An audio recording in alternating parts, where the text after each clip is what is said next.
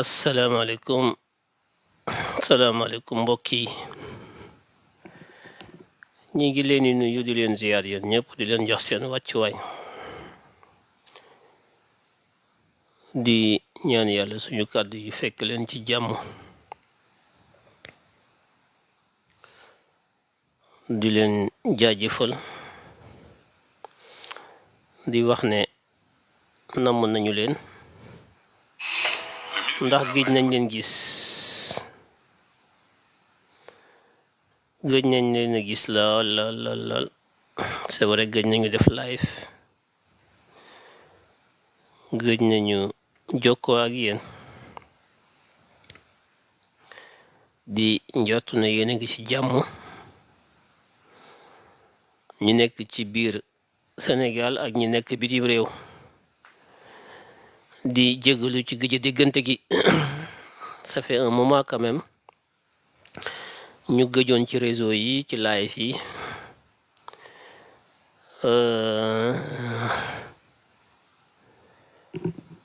nekkoon ci liggéey bi nekkoon ci suñu bopp ak suñu njaboot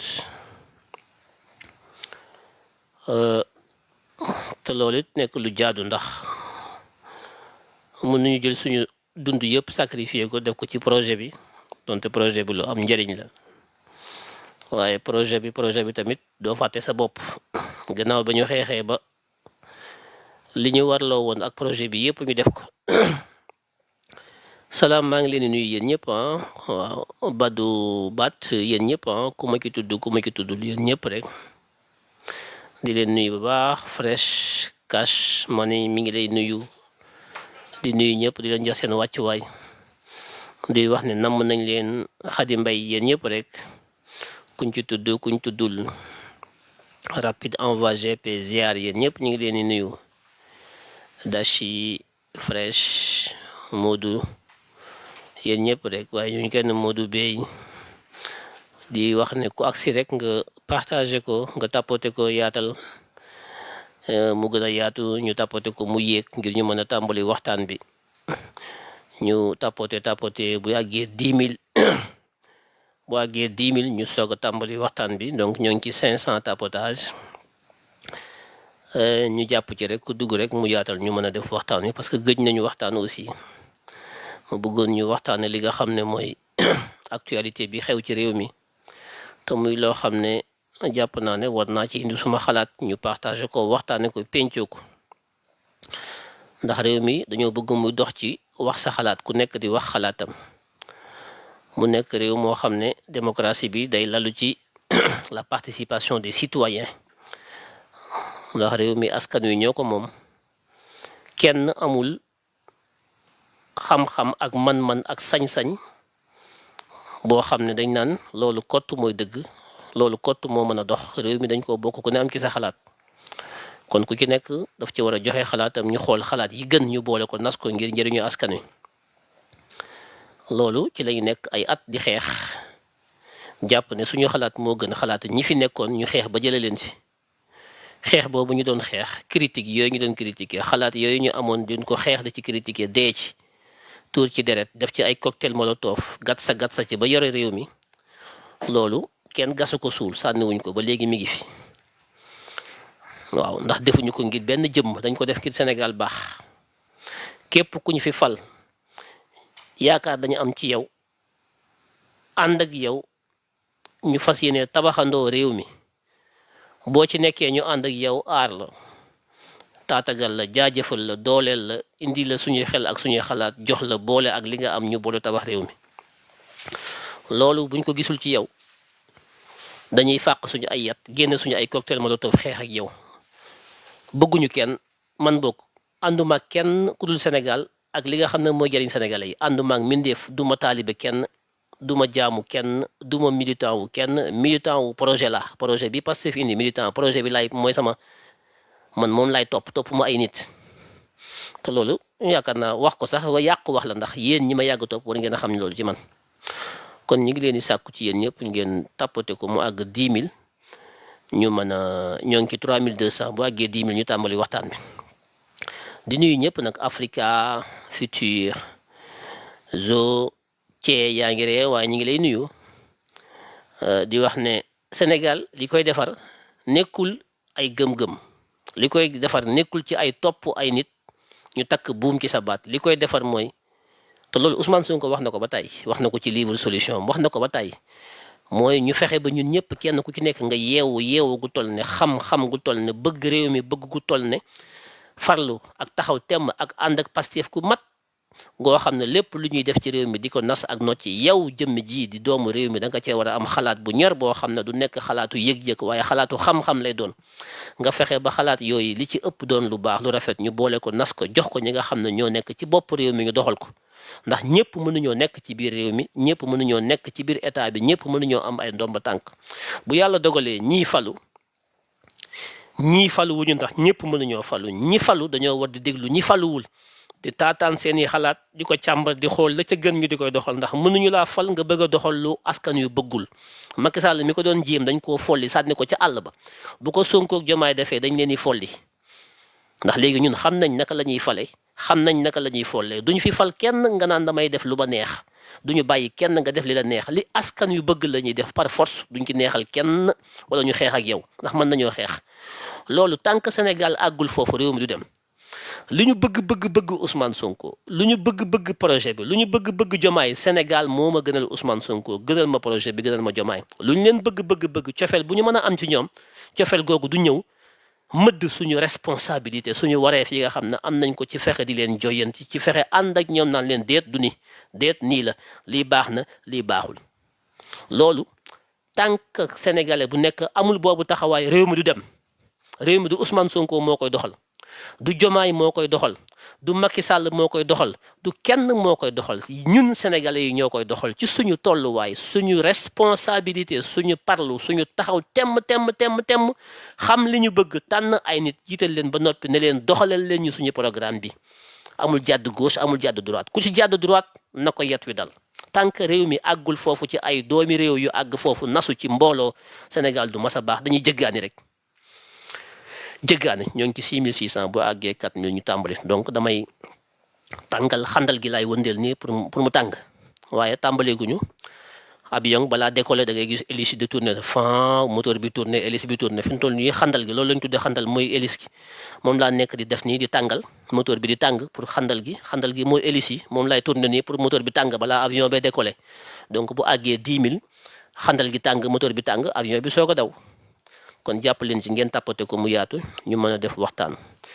ñu ngi leen di ziar yéen ñëpp heureux d'être au noir waaw heureux d'être là merci bon le plaisir est partagé mbégte mu ngeen am ci nekk ci ëtt bi di ko teewlu mbégte bu ngeen ci am rek xam leen na am naa ci lu ko raw ndax booy wax it da ngay bëgg ñu déglu la boo doon wax ba noppi kenn du la dégloot xëy na di nga def sa wareef en tant que citoyen waaye nag nit ñi lay dégloot mooy sabab bi mooy fexe ba li ngay wax mu dugg ci doomu aadama yi ñu mën a déglu ndax léeg-léeg nga déglu jël léeg-léeg nga déglu bàyyi ndax kenn forcé wul kenn dama bokk ci réew mi ngeen bokk ci réew mi ma am ci xalaat nga am ci xalaat man sama bos ma di ko yebbi di ko teg yow yaa ngi taataan boo ci gisee njëriñ bu la neexee jël boo ci gisee loo xam ne d'accord ci neel d'accord mo ci bako fa wala nga lay ko wala nga duppan ñu ko wala nga soppi ko wala bokk nga joyanti ko bu ci kenn am sikk sàkk kenn mënul lépp kenn xamul lépp kenn sañul lépp lu ci nekk nañ ko teg ci pénc mi ku ci nekk indi ci sa xalaat loolu mooy liy defar Sénégal waaye man rek maa man rek maa xam man rek maa sañ bu ma defee bu ci kenn teg baat li may def bu ci kenn wax li may def bu ci kenn critiqué mbindeef amul boobu maqaama kenn amu ko ndax lu ñëpp bokk lañ daan wax du ba ñu nekkee ci opposition bi ñu tëj ci kaso yi lu ñu daan wax lu ñëpp bokk ñëpp lan wala fàtte ngeen ko léegi dañoo nekk pouvoir nag léegi gars yi dañoo commencé nag pouvoir nag lu ñëpp bokk ñëpp lan lu ñu daan wax lu ñëpp bokk ñëpp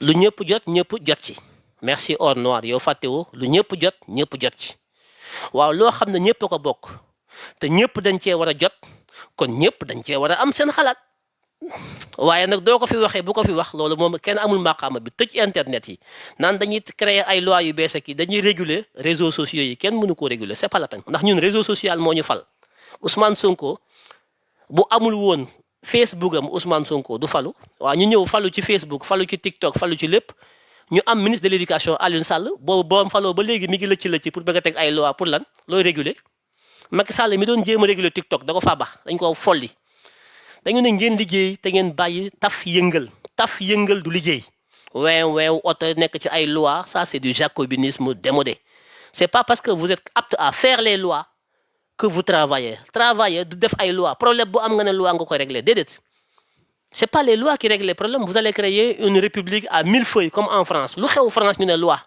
c'est pas parce que da ngay jël ay loi que tu règles les problèmes sont d'ordre anthropologique sociologique et culturel loi yi mën nañ ci régler lenn li mais mënuñoo régler tous les problèmes dafa am problème yoo xam ne éducation moo koy régler dialogue moo koy régler sensibilisation moo koy régler mais c'est pas la coercition de la loi loolu nag ko am xam-xam moo koy def waaye ku ñu fal nga jëw toog yaakaar na yow parce que tu as la majorité tu es dans l'exécutif boo demee assemblée sa lépp jàll ngay def ay loi rek acca tu veux légiférer les médias les réseaux sociaux par la loi on va voir ça ne passera pas man nag duma ànd ak nit nag di ko bàyyi muy def loo xam ne teguwul may am la complaisance ou l'hypocrisie di ko làq dama koy wax mu dégg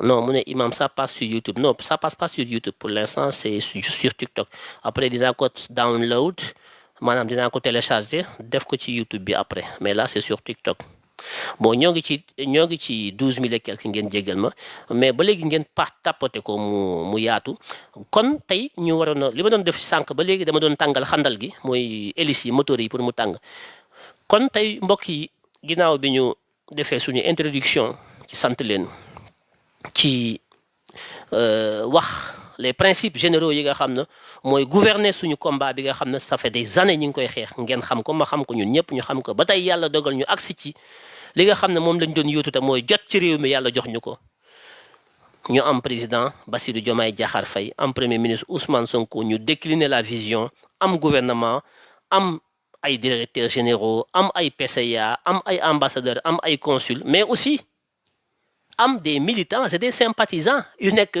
fa ñu nekkoon di def la ñu doon def ngir réew mi baax loolu tey moo sabab ma dellu si waat fii tey taxaw di wax ak yéen ci li nga xam ne mooy suñu wareef ñun en tant que citoyen porteur du projet défenseur du projet waaw ren léegi nag neex na projet bi neex na ñee ngi falu ñee ngi noos ñee ngi ci 4x4 ñee ngi dugg ci hôtel yi 5 étoiles yi léegi neex na mais daaw ci heure bii on est le 25 janvier 2024 le 25 janvier 2024 at bii weesu ci tey ji ci bis naka tey jii dem leen ngeen xool archive yi xool fu Sénégal tolloon xool ñu bari tey ñu taxaw jamono bii daaw fu ñu nekkoon ak lañ leen doon def ak fu ñu newoon ak ndax nit ñi gisoon nañu leen booba tàng na lool booba jafe na lool booba këppatal la ku génn ñu jàpp booba neexul de suñu mbokki patriotes yi les vrais combattants les vrais patriotes mooy ñi dew ci kaso yi mooy ñi njóor bal yi mooy ñi nekkoon ci diaspora bi di xeex ne ñoom duñu bàyyi bu Macky Sall tëjee TikTok ñoom duñu bàyyi su Macky Sall tëjee ñoom duñu bàyyi su Macky Sall reyee ñoom duñu bàyyi ñu nekk ci réseau bi rek di pousse aller au combat en avant en avant en avant en avant le projet rek ça passe ou ça casse mais Macky Sall moom c'est terminé ñoo ñee nekkoon fi daaw ci heure bi ñoo nekkaat fii tey taxaw di wax duñu bàyyi mukk kon xamante nañu lu bees amu fi il y a rien au monde qui va nous pousser à nous compromettre à oublier le projet à tourner le dos au projet à lâcher le projet dañuy ànd ci projet bi indi ci suñu xalaat buñ ñu ci nanguwul déglu ñu xeex ak ñi nga xam ne ñooy incarner le projet kese parce qu'on a les moyens de notre combat ñun mën nañu xeex dañuy ànd co-gérer le projet co-construire ce pays par respect mutuel su mënta am ñu fàq suñu ayat xeex ak ñoom parce que il ne s'agit pas d'hommes ou de femmes il s'agit du Sénégal loolu ñëpp dañ ko war a xam on sera moi bokk je serai intransigeant par rapport à ça intransigeant parce que j'ai les moyens de mon combat je sais me battre wallahi azim je sais me battre te ku ma xeex di nga xam ne xeex naa la man dama mën a xeex la laaj leen Macky Sall man ku ma xeexal di nga xam ne man damaa xeex fasuma yéene xeex pour le moment mais j'accompagne le projet parce que dama ci sonn pour projet bi aboutir ak si fi mu ak si tey kon man dama war a défendre le projet mais dans la vérité et dans l'intérêt général et dans le respect mutuel nawlonte mais ñu fal la nga yaakaar ne kenn warul la critiquer mais si les critiques sont objectives les critiques ñun critique moo fal Ousmane Sonko critique moo fal Bassirou Diomaye Faye critique mooy l'ADN de Pastef. Pastef n'a rien fait que de critiquer. Pendant 10 ans, on n'a fait que critiquer. Critiquer, moi, nous fallait ne les de critiquer. Pourquoi on va continuer les critiques. Parce que les critiques, moi, le dynamisme vers le progrès. Il n'y a pas de progrès là où il n'y a pas de critique. Si les gens ne veulent pas être critiqués, qu'ils rendent le tablier. On ne peut pas gérer le lieu pour beaucoup. Il est askan wi yëpp moom ñu teg ko sa loxo nga ne kenn du la duut baaraam ku ko bañ nga delloo askan wi moomelam ku bañ ku la duut baaraam li askan wi moom nga delloo ko askan wi mënu laa dénk ba noppi nga ne askan wi wërta wax ku ko bañ nga tekki sa ndomba tànk askan wi dina wax bu baaxee askan wi dina wax su yéesee par force loolu na leer loolu moom naa ngi leen ciy woo yéen ñëpp ku ko ki def yaa ngi def li gën ci réew mi ku ko deful tamit yaa ngi lor askan wi parce que la Macky Sall nekkee woon ñu di ko critiquer bu ñu ko gisee ci ñii critiquer leen fii la Ousmane Sonko taxaw ñu ngi ci kujje gi wax ñëpp dégg ne ci ñun suñu biir moo xam sympathisant yi la moo xam militant au Pastef yi am na ci ay jikko ak jëf yoo xam ne moo yées li nekk ci biir Macky Sall ba ko Ousmane Sonko di wax boobu falaguñu kon kay ñun lépp baaxul ñun duñu ay maasum duñu ay yenantu duñu ay nit yoo xam duñu ay malaaka yoo xam ne lu ñu def baax na ñu ne kenn du ko wax pour lan parce que ci naafeqisme ci naafeq lañ bëgg a yore réew mi kenn du ko yor ci naafeq Ousmane Sonko leeral na loolu bu yàgg ci dëgg rek ki teg ji carte sur table kese loolu moom dañ koy fàttali saa su ne kon mbokk yi tey di wax li nga xam ne mooy li ma bëgg a wax benn sujet bari na li ma war a wax bari na mais lu ci bari duma ci wax am na lu bari lu ma war a wax ki gëj na maa wax mais ci benn thème laa bëgg a wax tey muy kii di le ministre Abass Fall chargé donc de l'emploi et du travail des relations avec les institutions fan yi ñu gis na dafa dem Qatar dem signer fa ay convention ay accord de partenariat boo xam ne day tax Qatar mën a may Sénégal mu jox ko ci ay doomi réewam ay nit yoo xam ne daañu mën a dem liggéeyi Qatar di fa fayiku am fa payoor nekk fa di liggéey waaye nag Qatar nee na soxlawuñu ay làppato ministre Qatar bi nee na Abass Fall soxlawuma ay làppato soxlawuma yalwaankat soxlawuma bërë doomi ay ndongo daara soxlawuma ko bërëmi sëriñ soxlawuma kuy takk jël soxlawuma ku yor kurus soxlawuma ku naan diwoy sama sëriñ soxlawuma kuy takk ndomba soxlawuma ku yor pot di yalwaan almuuda soxlawuma ku xamul dara soxlawuma ku génne ki daara yi jàngi alxuraan da nga la di ñëw déedéet Qatar nee na ñun ay jullit lañ mais soxlawuñ loolu lu leer la wax Abass ne ko loo soxla mu ne ko ay médecin yu jàng ba xarañ laa soxla ci ñi fi war a ñëw ay logisticiens yu xam transport ak logistique yu am ijaasa jàng ba mokk ñooñu laa soxla ay informaticiens yu jàng xarañ xam technologie de l'information laa soxlawuma ay laptop soxlawuma ay yelwaankat soxlawuma ñuy cant ak gàmm ak màggal ak yu kenn xamul Qatar nee na ñun soxlawuñ lool ndax dañuy liggéey ñun xëyuñu tëdd Abass na ko loolu am na Sénégal bu soobee yàlla daañu la ki duyal ba nga doyal ma ne man damay bëgg a jommi wala man damay bëgg a waaru ñun suñu projet bi ñu ne am nañu 4000 cadres on a tout dans Pastef loolu la ñu yàgg wax sénégalais yi tëgg projet bi defar lépp Ousmane Sonko nañu bu ngeen ñu falee amul temps de grâce maanaam bu ngeen ñu fayee bu leen ñu may sax ñu naan naam dara bis bi ngeen ñu falee taxaw leen temm bis boobu bu leen ñu may dara Ousmane Sonko moo ñu ko wax bu leen ñu may benn bis boo xam ne da ngeen ñuy bàyyi naan dañ leen di may ngeen accès ngeen dal ak ngeen summi seen turki njaareem wékk ko ci portemanteau bi Ousmane Sonko nee na bu leen ñu ko may bu ngeen ñu déggee ne fal nañu rek fàq leen seen yet topp ñu ndax réew mi dañ koy tabax ndaw ñee ko war a tabax bu kenn génn réew mi bu kenn dem réew mi sénégalais yi ñoo koy tabax Ousmane Sonko koy wax de ma gëm ko waaw ñun population bi doyuñu ndax dañoo am waaw dividende démographique ma ne ko déet foofu d'accord ma ak yow Ousmane Sonko une dividende démographique mënoo koo am ci population boo xam ne formé wuñ leen mënoo koo am ci population wu làppato mënoo koo am ci population buy gàmm ak cant kese mooy seen métier ak fecc ndagar wala mënoo koo am ci population boo xam ne amuñu niveau amuñu accès à l'emploi la dividende démographique requiert dafa soxla des qualifications dafa pour nga mën ko am il faut nga nekk dans un pays boo xam ne l'économie dafay yokk ba ñu soxla ay nit comme Qatar. Le Qatar aujourd'hui dafa am déficit démographique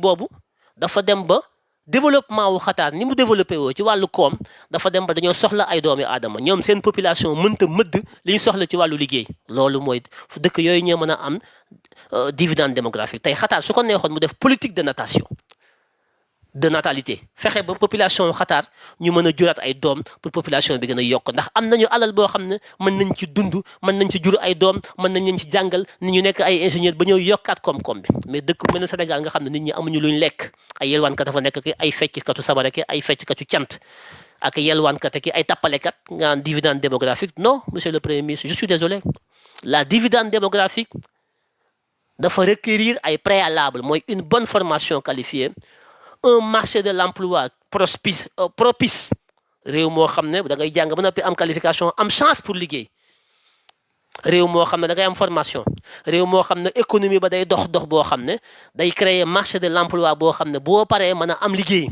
ñooñu ñoo mën a wax na ñoom am nañu dividende démographique bu ñu amee population buy yokk mais pas ay réew yu mel ne Sénégal di ay réew lappato des fois dañuy dégg ay concept di ko répéter alors que concept bi dafa am ay préalable dafa am ay conditionnalité ñun suñu surpopulation handicap la du avantage plus on fait des enfants au Sénégal plus on est pauvre plus ñuy gën a jur ay doom di gën a takk ay jabar ñuy gën a ndóol parce que suñu croissance démographique suñu population ni muy yokkee dafa exponentiellement plus rapide que nos croissances économiques il n'y a pas d'économie là où il n'y a pas de démographie l'économie est tributaire de la démographie di jur ay doom takk ay jabar yaakaar na doom yu bari jabar yu bari yi loolu chance la pour réew mi soqaliku déedéet il faut même faire la corrélation le link pour que la dynamique démographique soit corrélée à la dynamique de la croissance économique c'est de l'économie pure li may wax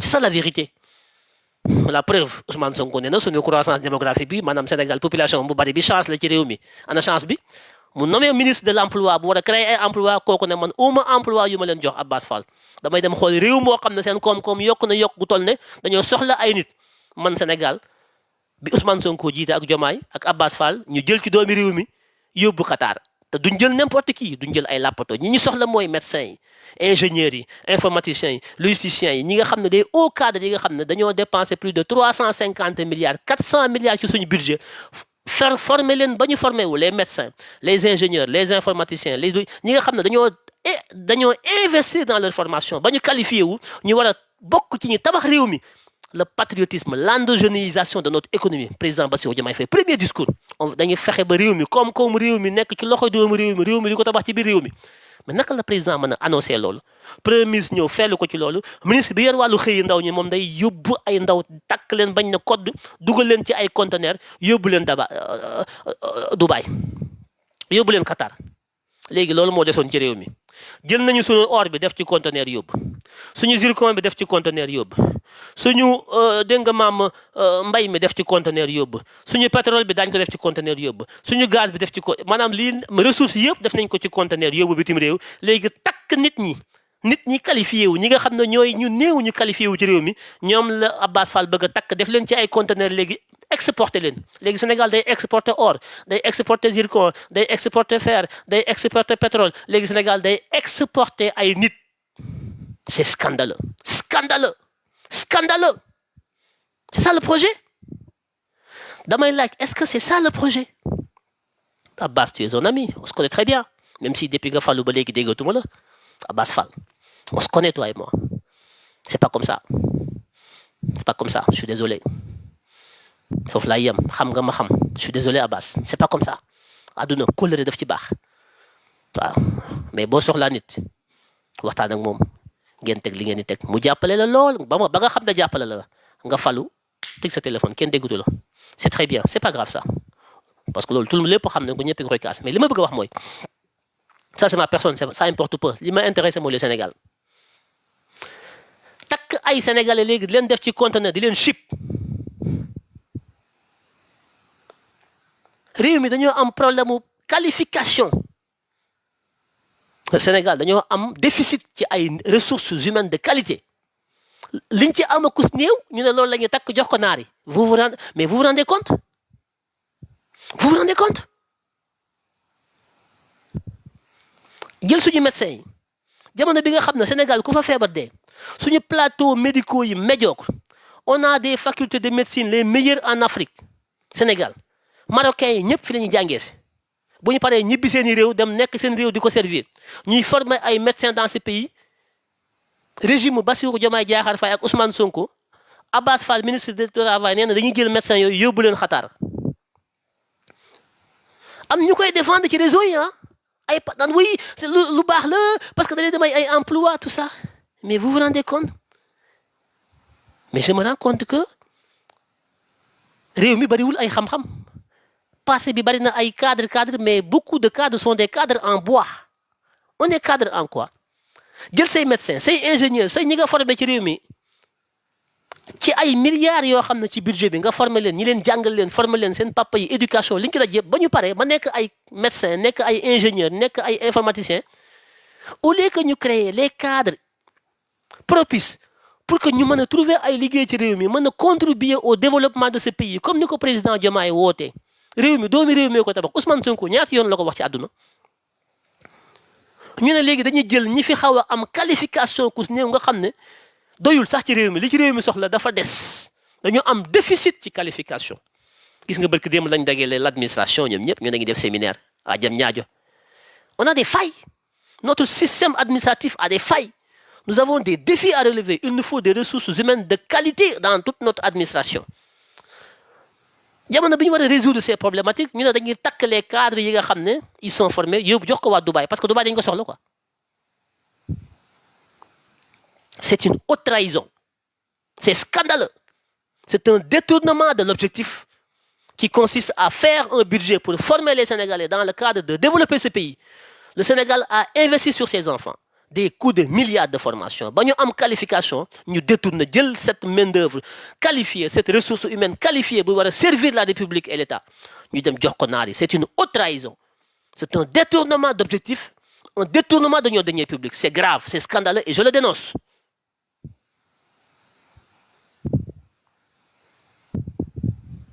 non le Qatar n'a pas besoin de chômeurs Qatar képp ku nekk chômeur Sénégal doo dugg Qatar Sénégal Qatar soxlawul ko Sénégal Qatar convention bi li ki nekk lu leer la du chômeur de Qatar def na domaine médecine dama cee soxla ay médecins ingénieur informatique dama cee soxla ay ingénieur informatique transport logistique dama ci soxla ñoo xam ne ñu qualifié lañ qualification du jàng rek am ay diplôme nekk chômeur boo nekkee chômeur kenn du la jël parce que amuloo expérience Qatar ñi mu soxla mooy médecin yi exercer Sénégal nekk ci hôpitaux yi nekk ci cliniques yi ñooñu la soxla ñi mu soxla mooy ñiy liggéey ingénieurs yi liggéey ba am expérience seen CV yi ñooñu ñooy dem Qatar du yéen lappato yi taxawaalu naan am naa diplôme te mosu leen a liggéey yéen Qatar soxlawu leen parce que Qatar amul temps di leen former Qatar ñi mu soxla mooy ñi nekk di liggéey am liggéey ba noppi ñooñu la bëgg ñu indil ko Qatar ñu fay leen 4-5 fois plus ñu nekk fa dëkk fa Sénégal di ko utiwaat feneen bàyyi leen di ñu leen di manipuler bàyyi leen manipulation yi képp koo xam ne nekk nga ingénieur te mosoo liggéey Qatar soxlawu la Qatar ingénieur bu am 5 ans 10 ans d'expérience la soxla ñi Sénégal soxla pour tabax Sénégal ñooñu la Qatar ne indil leen ma leen fii ma fay leen 5 fois plus que li leen Sénégal di fay moom la Abbas di dajale pour yóbbul ko Qatar vous rêvez ou quoi naan dañuy dem liggéey yi lu baax la Espagne moo soxla ay wattakatu pomme ak banana ak mango ak orange ak citron ci tool yi loolu soxlawul loolu làppato yi Espagne lañ jëm dañ leen dugal ci conteneur yóbbu leen Espagne loolu soxlawul qualification loolu moom watt la watt pomme ak mango banana ci toolu espagnol yi loolu moom làppato yi mën nañ ko watt ay pomme loolu sax est-ce que mën nañ ko loolu yéen Espagne ngeen jëm mais ñiy dem Qatar ñooñu ay bopp la ñuy doon ay kàng fóode la ñuy doon ci seen wàllu xam-xam est-ce que c'est ça le projet ba ñuy xeex lii moo taxoon ñuy xeex endogénéiser maanaam dañuy fexe ba koom-koomu réew mi njëriñu réew mi des ci réew mi loolu la Bassirou Diomaye Faye wax ñu jël ñi nga xam ne ñoo ko war a togg ñoo ko war a liggéey Abbas dama leen di ship dama leen di dugal ci conteneur comme ni ñuy dugalee marchandise ci conteneur dem jaayi leen naar yi man loolu taxul woon may xeex loolu taxul woon may gatsa loolu taxul woon may rey sama bopp loolu taxul woon ma def sacrifice yu bëree bëri loolu taxul woon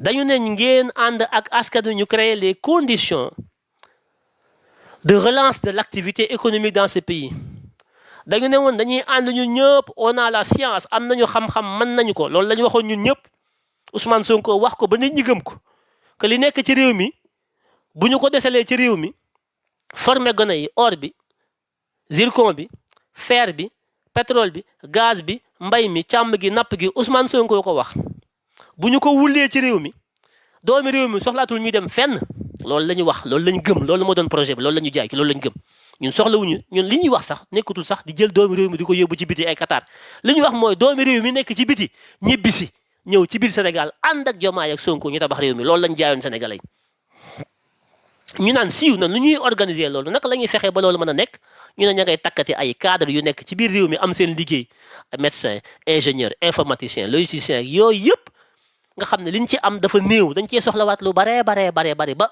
doomi Sénégalais yi nekk ci biti sax dañoo bëgg ñu ñibbisi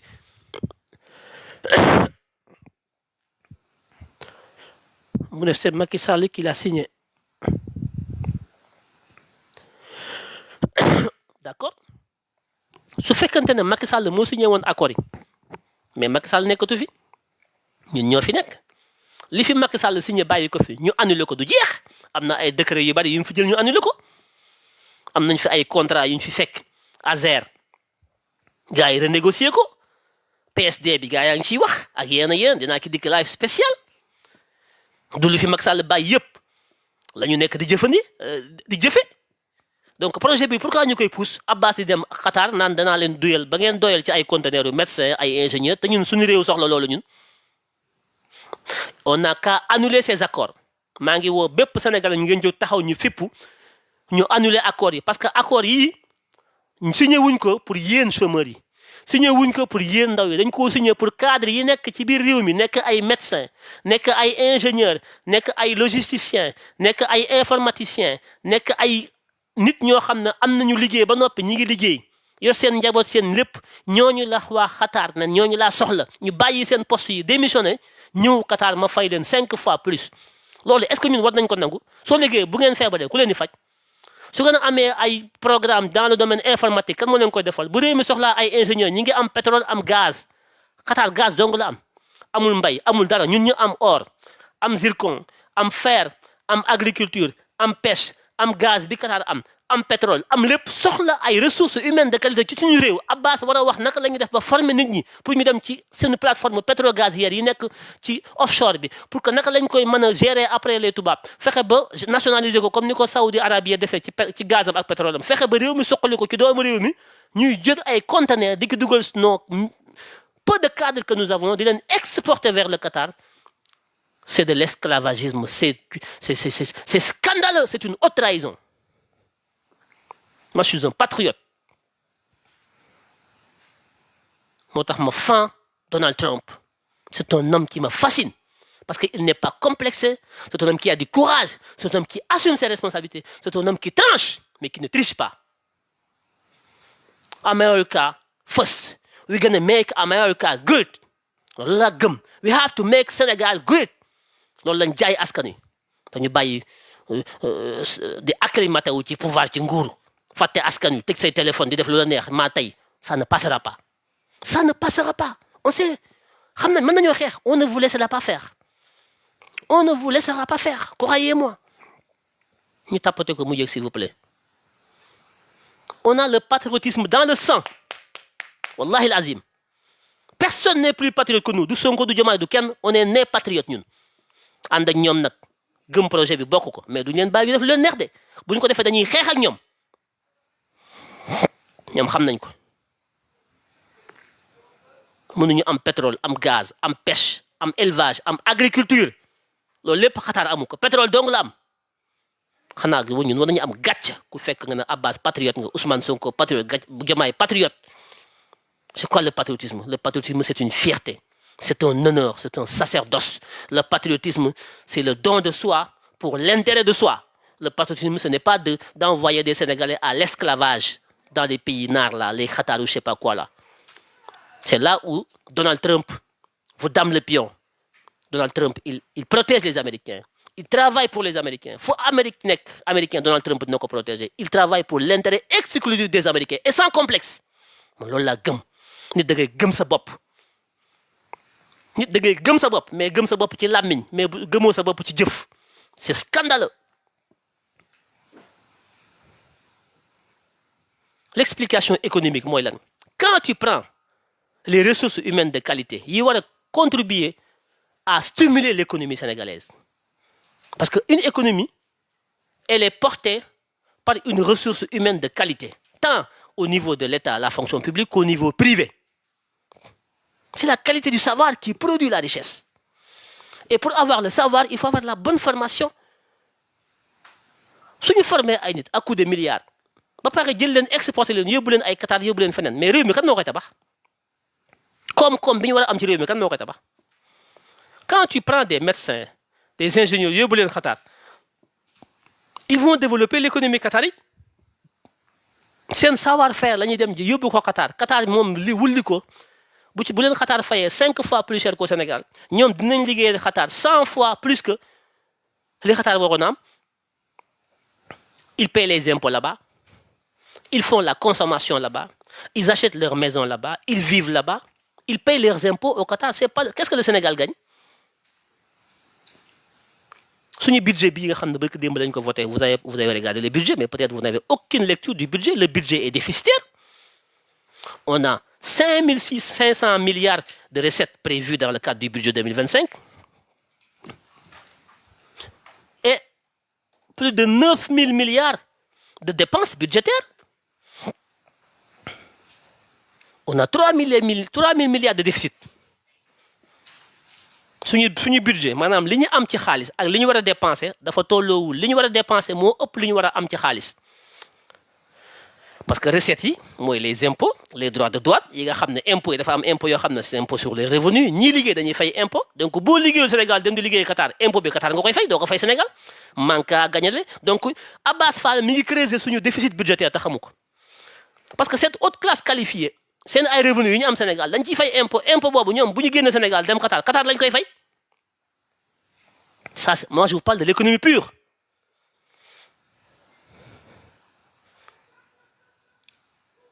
ñi am xaalis ci réew mi au cadre yi seen salaire yi ñu am dañ ciy fay revenu benn revenu yooyu dafa am ay taxes dafa am ay impôts yoo xam ne état da koy dagg mu war a dem ci recette budgétaire bi pour combler le déficit budgétaire benn ñaareel bi ñoom dañuy consommer parce que am nañ ay revenu consommation boobu dafay créer beneen taxe bu ñuy wax la TVA day dem ci recette budgétaire yi pour diminuer le déficit budgétaire te revenu yooyu bu ñu ko xeeb ñu ne loolu doyul Abbas ne léegi ñooñu sax seen liggéeykaay dañ koy arrêté seen contrat yi dañ koy arrêté ñoom dama leen di yóbbu Qatar vous vous rendez compte? Est-ce que vous vous rendez compte? Moi je vous parle de l'économie pure hein. Moi je ne suis pas dans les réseaux pour blablabla. Moi je vous parle de l'économie. Je vous parle des sciences politiques pures. Je vous fais des lives de politique de développement économique point. li may wax Sonko du ko dindi Diomaye du ko dindi Banque mondiale du ko dindi FMI du ko dindi kenn du ko dindi moi je vous parle de la science pure et dure. Est-ce que li may wax Abbas xam na ko? Je sais pas.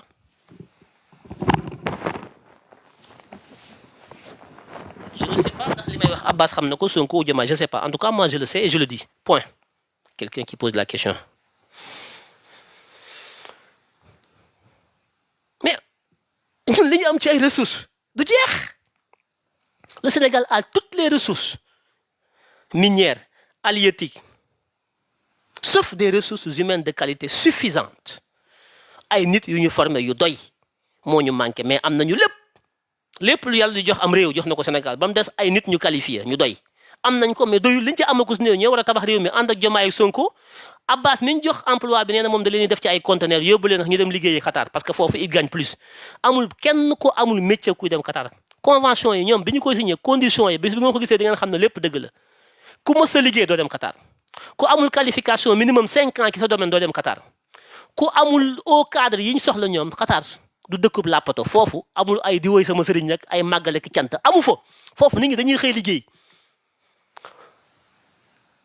ñuy liggéey lañ soxla ñu am expérience ñoo xam ne dañuy ñëw ak si tey commencé liggéey tey commencé produire tey soxla wuñu ku ñuy formé génne leen seen xel dañ leen di nax de lu leer laa leen di wax.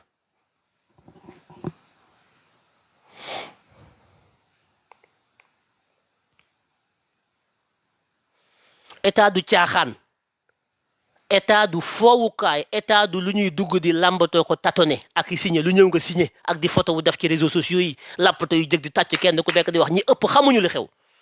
Le Sénégal est à la croisée de son chemin. Le Sénégal est en danger aujourd'hui. Pourquoi? Parce que Macky Sall nous a laissé un pays en ruine.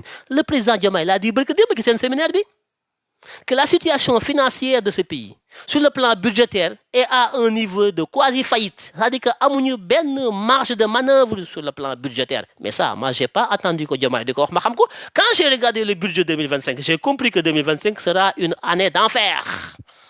Préparez-vous, hein. Le déficit est abyssal. L'endettement est à un niveau jamais égalé. Je vous parle d'économie, hein. Je vous parle de finances publiques.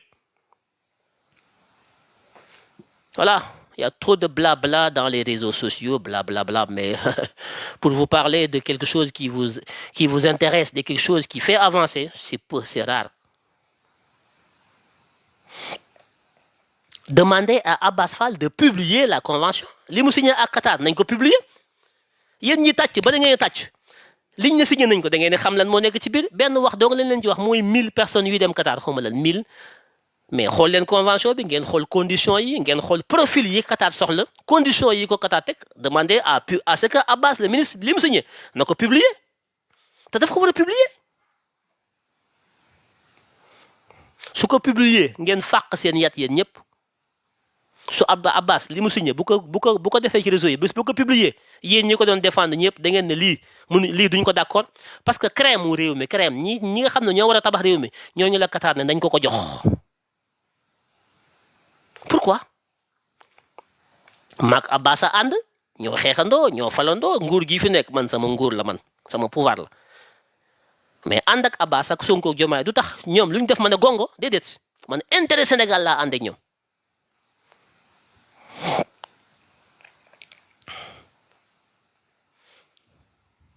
ñu fal la taxul nga yaa gën a xam taxul yaa gën a mën dangaa am chance ñu jiital la dangaa am chance ñu jiital la et on est content on est fier que ñuy nommer ñoo xam ne ce sont les nôtres comme Abbas et autres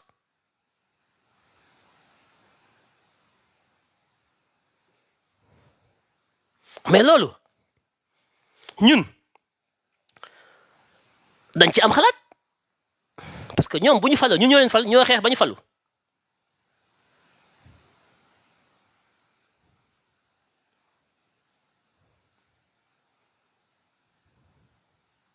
ñun ñoo xeex ba ñoom ñu falu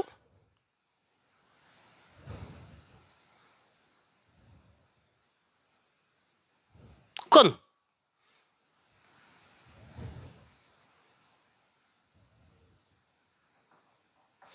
ñun alors un instant depuis quelques jours des interrogations et critiques ont émergé donc concernant l'accord de coopération signé avec le Qatar pour le recrutement de 1000 Sénégalais dans divers secteurs d'activité afin d'éclairer donc l'opinion publique et nos concitoyens. Il est important de rappeler les faits et de souligner les objectifs stratégiques donc de cet accord, les bénéficiaires pour notre pays ainsi que son alignement avec la vision Sénégal 2050, un pays souverain, juste et prospère, défini dans l'agenda donc national de transformation, un accord historique pour une ambition stratégique. Cet accord donc a été signé en 2013 par l'ancien ministre du Travail, Mansour Sy, c'était sous Macky Sall, et présenté donc à l'Assemblée nationale par Mankeur Ndiaye, qui fut peut-être à l'époque ministre des Affaires étrangères. Alors, ministre des Affaires étrangères, effectivement, ratifié donc par les deux ambassades, par les deux assemblées du Sénégal et du Qatar. Il constitue donc une collaboration intergouvernementale visant à offrir des opportunités de travail et de formation aux Sénégalais dans un cadre légal et protecteur. C'est-à-dire que les travailleurs bénéficieront donc de contrats en bonne et due forme, comprenant des cotisations sociales, IPRES, sécurité sociale, des droits donc au congé dans le respect des normes internationales. Bon, ça c'est une note qu'on vient de m'envoyer dans ce cadre parce que bon, certainement mon live est en train d'être suivi. Mais tant pis, c'est un ami qui me l'a envoyé. Bon, je l'apprécie très bien. C'est quelqu'un qui est formidable d'ailleurs. Il fait partie des rares de passifs que je soutiens de par sa rigueur. Donc déjà, li ma ci jot a lire, c'est une synthèse, hein, Bon, c'est une note d'explication parce qu'il y a du bruit. Bon, on a dû faire une note d'explication. Mais rien que ça, 1000 Sénégalais dans des secteurs d'activité divers. Lesquels? Point. On aurait pu nous dire dans telle ou telle ou telle ou telle activité. Nous avons activité. Les profils, ce sont lesquels? Non, mais qui convention bi. Nous publier convention et les Sénégalais yi gis. Bu ñu publier convention bi Sénégalais nañ xam ne lii c'est pas fait pour la jeunesse là qui n'a pas d'emploi, qui n'a pas d'expérience. Convention bi ñi ciy bénéficier c'est comme les États-Unis. Les États-Unis ont un programme comme ça, le programme de la loterie nationale américaine là.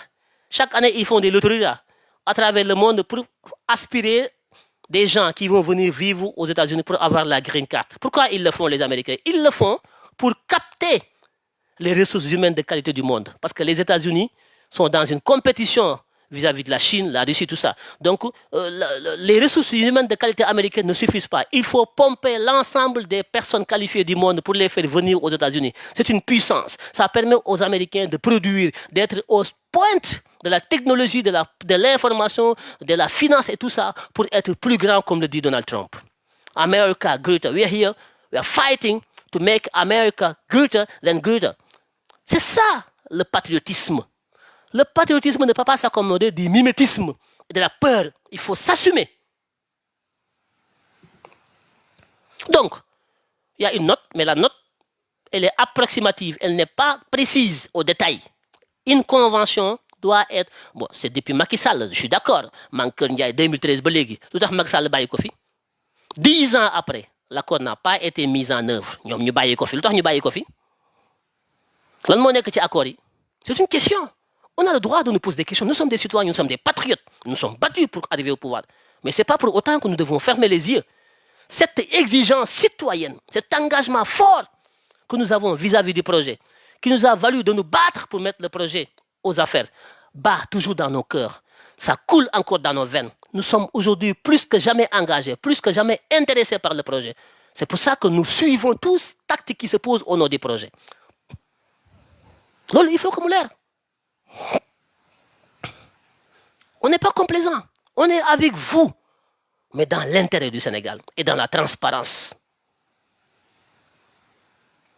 Que oui, les Sénégalais qui iront au Qatar auront droit à une IPRES, sécurité sociale, tout ça. Mais le Qatar est un pays quand même développé. C'est une tautologie que de dire que oui, tu vas aller travailler au Qatar, tu vas avoir l'IPRES. Mais tu te rends compte? L'IPRES, sécurité sociale. Mais... Attends, il faut qu'on soit sérieux quand même. Ouais, ben ça c'est pas une explication. Quoi. Je suis désolé. Bon, voilà. Donc, malgré sa signature en 2014, l'accord est resté en attente d'exécution jusqu'à aujourd'hui, où sa finalité s'inscrit donc dans la stratégie nationale de valorisation du capital humain. Donc, si je comprends bien, on essaie de justifier cet accord qui a été signé par Macky Sall depuis 2013-2014. Pendant 10 ans, Ken Yengeluko, l'accord Bob est inscrit, aligné dans l'agenda et la vision Sénégal 2050, qui est notre programme. Quand nous devons voir PSE, moi projet 2050, lui, il faut expliquer, nous devons expliquer le projet à base de M. Qatar, Macky Sall moko signé bayi ko fi. Ba pare ñun de vision 2050 c'est pas le PSE. Li ci PSE bi la bok, ñu jël ko duggal ko ci vision 2050 bi après ñun ñoy taxaw ne bokul ci PSE bi. Il faut qu'on soit cohérent. On manque de cohérence. Macky signé na fi ay décret bayi ko fi Bassirou Diomaye Faye daf ko effacer.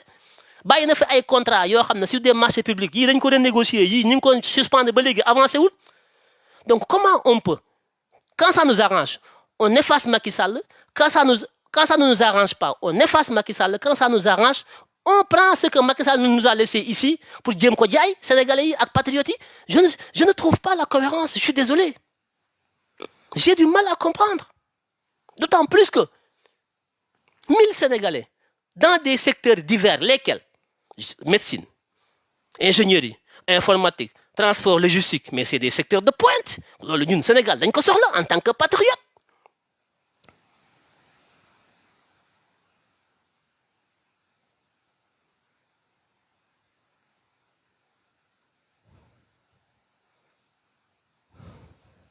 Cet accord n'est pas un simple envoi de main-d'œuvre à l'étranger. En effet, à l'horizon 2050, le Sénégal ambitionne de devenir donc une nation souveraine et prospère, avec une économie compétitive, s'appuyant sur des compétences locales robustes et diversifiées. Il s'agit à l'arrivée donc de doter les jeunes sénégalais bénéficiaient donc de ces secteurs stratégiques des contrats d'une formation avancée et d'une expérience internationale dans des secteurs stratégiques tels que la technologie, les sciences, la médecine, la logistique et bien d'autres. Vous voyez là, les millions de noirs sànq ne ci yan domaine la les ñu ngi koy génne fii nee nañu yóbbu yi ñu yóbbu sénégalais yi Qatar pour ñu am formation la. Le Qatar n'a pas besoin de jeunes à former. Le Qatar n'a pas le temps de former les gens. Le Qatar veut des profils déjà formés, qui ont déjà exercé, qui ont de l'expérience pour venir travailler d'office dans les domaines logistiques, dans le domaine des sciences, dans le domaine de la médecine et dans le domaine de la technologie. Mais le Qatar a raison. Moi, j'ai rien contre les Qatariens. J'ai rien contre Donald Trump. J'ai rien contre... Chaque peuple travaille pour sa patrie, pour son développement, pour son peuple. Les Nars, ils ont suñu main-d'œuvre qualifiée, buñ mënee jënd suñu ressources humaines de qualité à coût de milliards, mais ils le feront. C'est à leur profit. Ñun nañu nekk di exporter suñu lépp rek, on a exporté toutes nos ressources, maintenant ressources humaines et modestes, il faut les exporter. Moi, je suis contre cela, je m'oppose.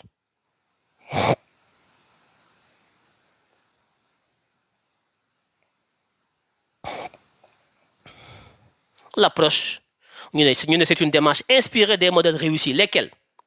On justifie, hein? L'approche adoptée s'inspire des réussites historiques des pays comme le Japon pendant la révolution Meiji et la Chine au XXIe siècle, qui ont envoyé leur jeunesse à l'étranger pour acquérir des savoir-faire et des technologies. Non mais... les Japonais et les Chinois n'ont jamais été quelque part dans le monde pour apprendre quoi que ce soit. C'est une erreur monumentale de dire ça. Les Japonais et les Chinois ne sont allés nulle part dans le monde pour apprendre quoi que ce soit. Les Chinois et les Japonais ont développé leur propre développement endogène dans leur pays. Les Japonais ont bénéficié des investissements américains qui ont permis au Japon d'endogénéiser son économie, d'industrialiser son économie de pointe. Pour aujourd'hui être ce qu'il est aujourd'hui, le Japon, une très grande puissance industrielle, économique, technologique, qui appuie avec les Américains transférer leurs réserves financières vers la Chine pour développer l'industrie chinoise. Mao était le théoricien idéologique, Deng Xiaoping était le théoricien économique qui a été aux États-Unis et au Japon pour leur demander d'amener leurs investissements. On n'a pas besoin de demander au Qatar de nous prendre nos ressources humaines de qualité. On a besoin de demander au Qatar d'amener leurs investissements au Sénégal, investir au Sénégal, qu'on travaille ensemble pour former nos Sénégalais, pour que le travail se fasse au Sénégal, pour que, dans le cadre de notre budget, que ce travail impacte notre PIB et notre PNB. C'est ça l'enjeu pour réduire le déficit colossal de notre budget. Mais dire que le Japon est allé apprendre, je ne sais pas quoi. Vous avez une fois vu les Japonais aller? Non, les Japonais ont travaillé avec les Américains. Parce que les Américains ont noué des coopérations avec les Japonais pour transférer la technologie au Japon. Les Japonais, le modèle de développement économique japonais est le modèle qui me plaît le plus au monde. C'est un modèle inclusif, un modèle qui correspond à leur idéal sociétal, culturel, tout ça. Le modèle japonais est un modèle unique. Et d'ailleurs, ça a inspiré le modèle chinois aussi. Nous voulons nous développer avec les Qataris du Yobusuni Ainit. Mais vous pensez qu'un médecin qui gagne 1,5 million au Sénégal, vous l'amenez au Qatar et il gagne 5 millions. Vous pensez qu'il va rentrer là au Sénégal pour venir faire quoi là-bas? Attendez là, il faut qu'on soit sérieux, qu'on se respecte aussi, qu'on arrête aussi de manipuler les gens. Le médecin sénégalais qui gagne 1 million, vous l'amenez au Qatar et il gagne 5 millions. Vous pensez qu'il va revenir au Sénégal? Quand est-ce qu'il va revenir au Sénégal pour servir le Sénégal? Il va revenir pour gagner 5 millions? Il faut qu'on soit sérieux quand même.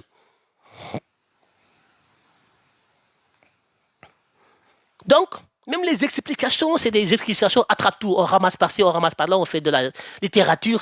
Il faut qu'on soit beaucoup plus sérieux, beaucoup soit rigoureux, mes chers. Je suis désolé. Nous sommes dans un monde ouvert, avec les nouvelles technologies de l'information.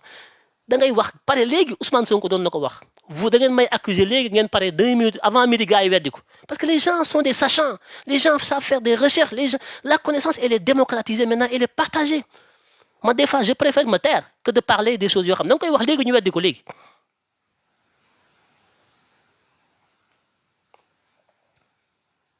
Donc, dire que ce que nous sommes en train de faire avec le Qatar,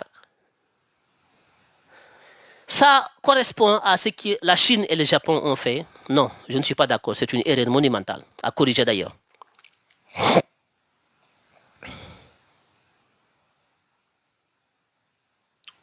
Prendre une décision que Macky Sall a signée avec son gouvernement et vouloir le mettre dans la vision 2050, vision Sénégal 2050, fait que le fait Macky Sall bail signé ko mais doxalu ko depuis 2013-2014 fukki at boobu ba léegi mi ngi fi Macky bàyyi ko fi ba daanu ñun ñu jël ko di ko jéem a xaj-xajal ci biir suñu projet 2050 bi Ousmane Diomaye indi di ko fa jéem a dugal loolu mbokk yi loolu nu ngeen ko tuddee man comprendre uma quoi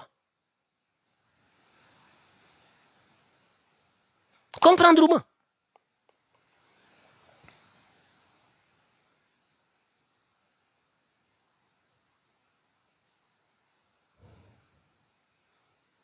la vision Sénégal 2050 souligne que la souveraineté nationale passe par la capacité à mobiliser les ressources humaines compétentes et engagées. D'accord?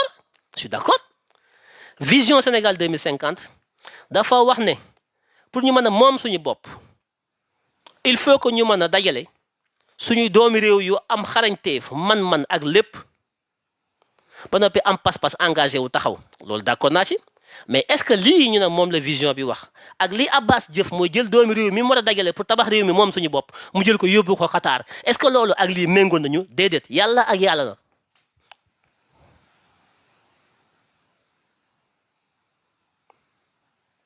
lu fi Macky Sall bàyyi ñu ne ci vision bi la bokk ci projet bi waaye nag yéen tam bu leen may Macky Sall nag lu mu génn nag ne gongo bu leen may Macky Sall lu mu wax.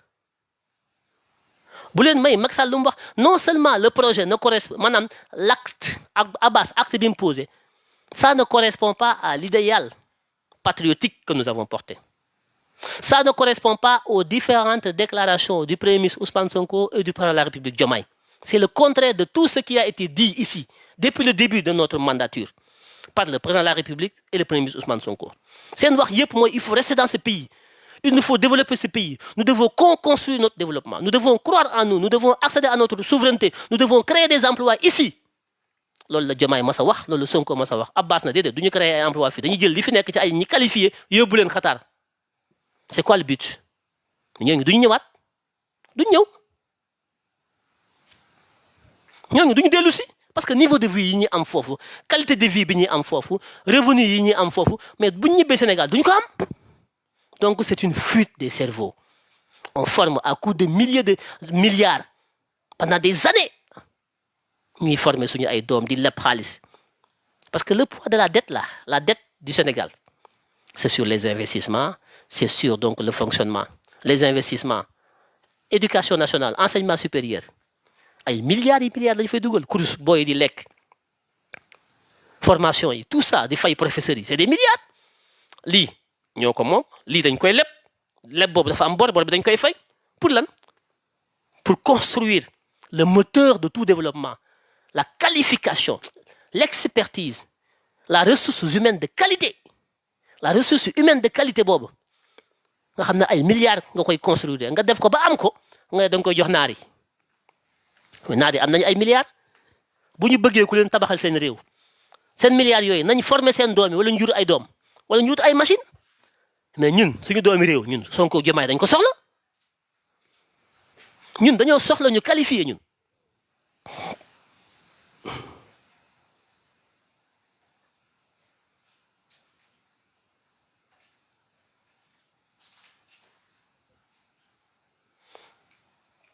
léegi ñi ngi ñaan le ministre Abbas Fall mu publier la convention li nga xam ne Macky Sall moo ko signé woon bàyyi ko fi fukki at Abbas bëgg ko jël doxal ko dañooy ñaan Abbas Fall ministre de la République que ñun citoyens ñun sénégalais yi ñun ñooy fal ñun ñoo moom réew mi ñun ñooy folli ñun dañoo am droit à l'information ñun dañoo war a xam convention yooyu les députés nañu demander à ce que la convention soit publiée sénégalais yi xam ku nekk xam lan moo nekk ci biir convention yi ça je le demande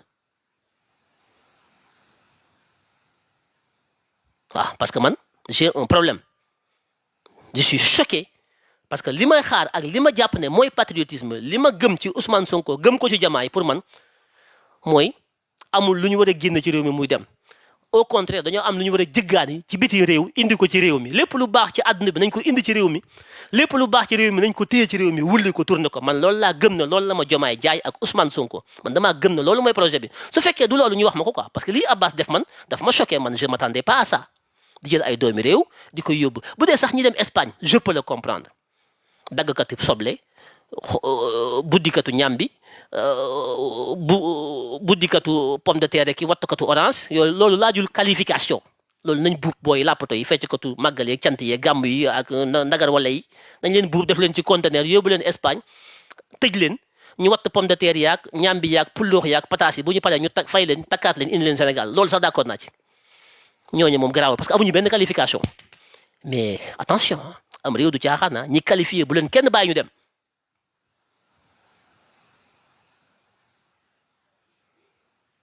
ñi qualifié bu leen kenn bàyyi ñu dem waaw léegi nag am na ñoo xam ne ils ne sont jamais d'accord c'est des lapato ñoom loo wax dañuy langaamu saaga yuuxu xas la amuñu argument xamuñu état xamuñu économie xamuñu développement ñoom ay altoppe lañ ils sont libres ay citoyens lañ nag dañuy voter mais amuñu xam-xam ñoom loo wax ñu saaga la weddi la mais c'est comme ça moi je suis démocrate moi j'ai pas de problème que chacun donne son point de vue parce que je donne le mien donc ça c'est pas un problème mais le projet c'est notre bébé on va le surveiller on va le protéger et on va l'accompagner, Inch'Allah. Quoi que cela nous coûte, c'est notre projet. On ne laissera personne agir comme bon lui semble si ce qu'il fait n'est pas dans le sens de notre intérêt, c'est-à-dire l'intérêt du Sénégal et des Sénégalais, l'intérêt général. Ça, il faut que nous prenions. Alors, qu'est-ce que ça fait là? Ils sont en train de signaler le live, donc coupé. Le live va prendre fin dans 4 minutes. S'il vous plaît, donc, si vous pouvez tapoter pour la live, sinon, ñoom dañ koy dagg live bi day dagg de jàpp leen tapoter ko bala ñu ko dagg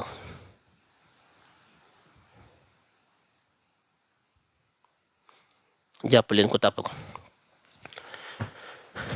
Donald Trump ngi falu barki démb da ngeen ko dégg mu naan Amérique dañuy dem fii dañuy dem fa moom waxul fa américain yi jëm de nee na Panama da koy nangu Alaska ca kaw xawma lan Groenland da koy jël moom xam nga ñun ñu nekk fii naan dañuy dem Qatar dëkk naar yi nga xam ne ay jaam dong lañu bëgg duñu liggéey leen naar yi duñu liggéey pétrole lañu am jaaxaan tëdd seen kaala yi demuñu fenn bu ñu xëyee lekk seen tàndarma naan seen i zirik nappaage seen i jeeg demuñu fenn naar yi pétrole dong lañu am ak gaz ñun ñu am pétrole am gaz am suuf su tàlli am ndox am jën am ay baykat am ay sàmmkat ak ay nappkat am pétrole am gaz yi bu ñu am ñoom am fer am or am zircon ñun gàcca moo ñu war a rey man dama am gàcca Ousmane Sonko woote Diomaye ñun ñëpp ñu gëm projet bi gëm patriotisme gëm na réew mi dañ koy tabax war a changer de paradigme wulli bopp xale yi xamal leen ne réew mi jëggaani du ko tabax réew mi ñu nekk ci biir réew mi ñoo ko war a tabax ñi gët a rëcc nekk ci biti sax ñi ngi leen di këppatal pour ñu ñëw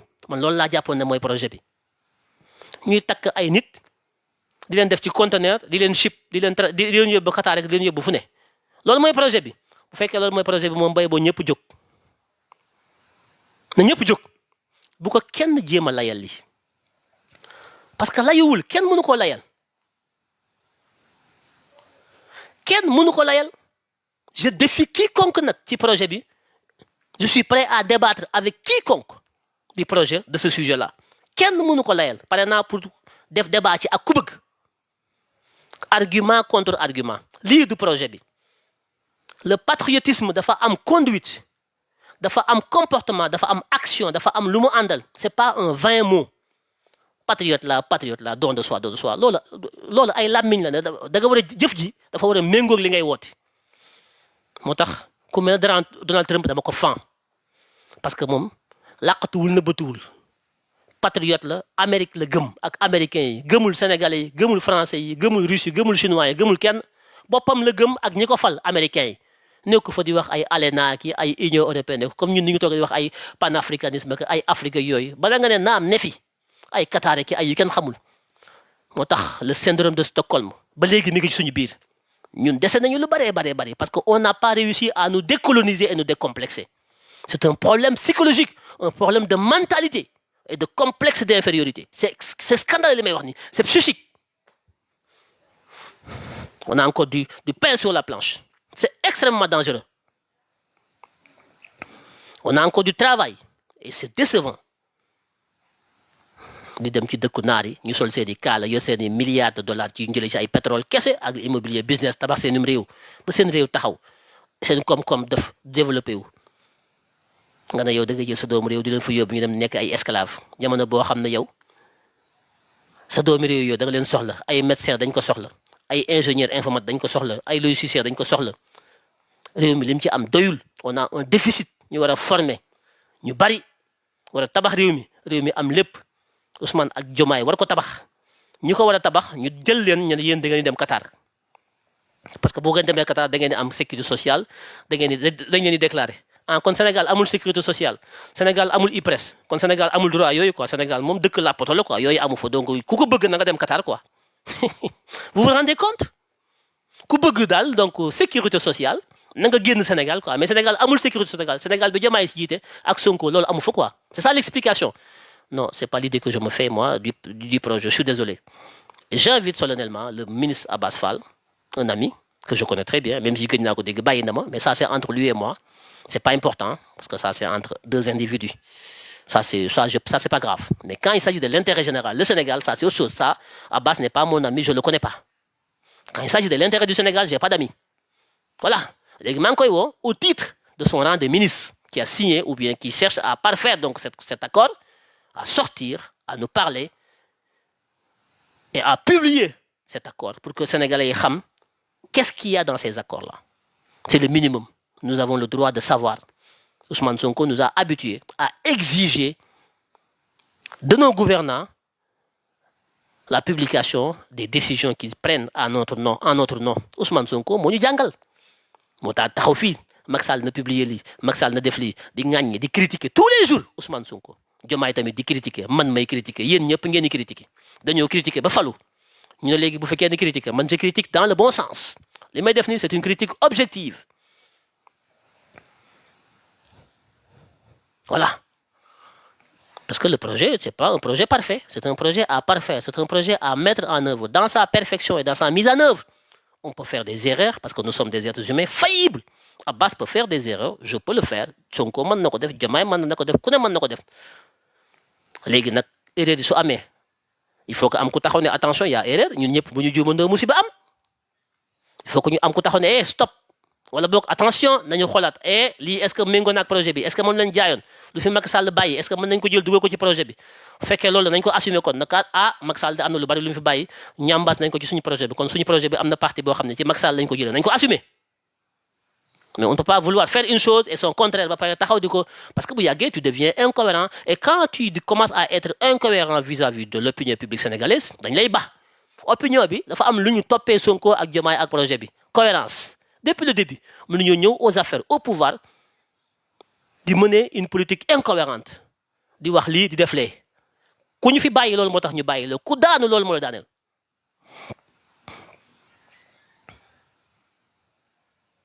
kon le ministre Abbas Fall na ñëwaat sur cette affaire faire des séances d'explication sortir la convention ñu xam le contenu des accords sénégalais yi mën a apprécier parce que nous n'avons pas un régime comme les autres régimes de Macky Sall, de Wade ou tout ça. Non.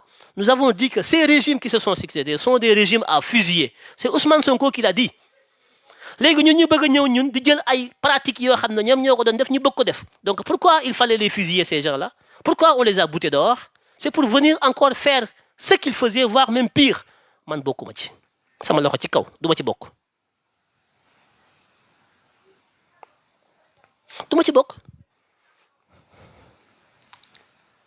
du ma ci bokk waaw moi je suis ami à tout le monde je discute avec tout le monde mais dans l'intérêt du Sénégal su ma demee ba gis ne li ngay def c'est pas dans l'intérêt du Sénégal intérêt du Sénégal nag moo ma gënal les amitiés moo ma gënal les copinages moo ma gënal les tout ça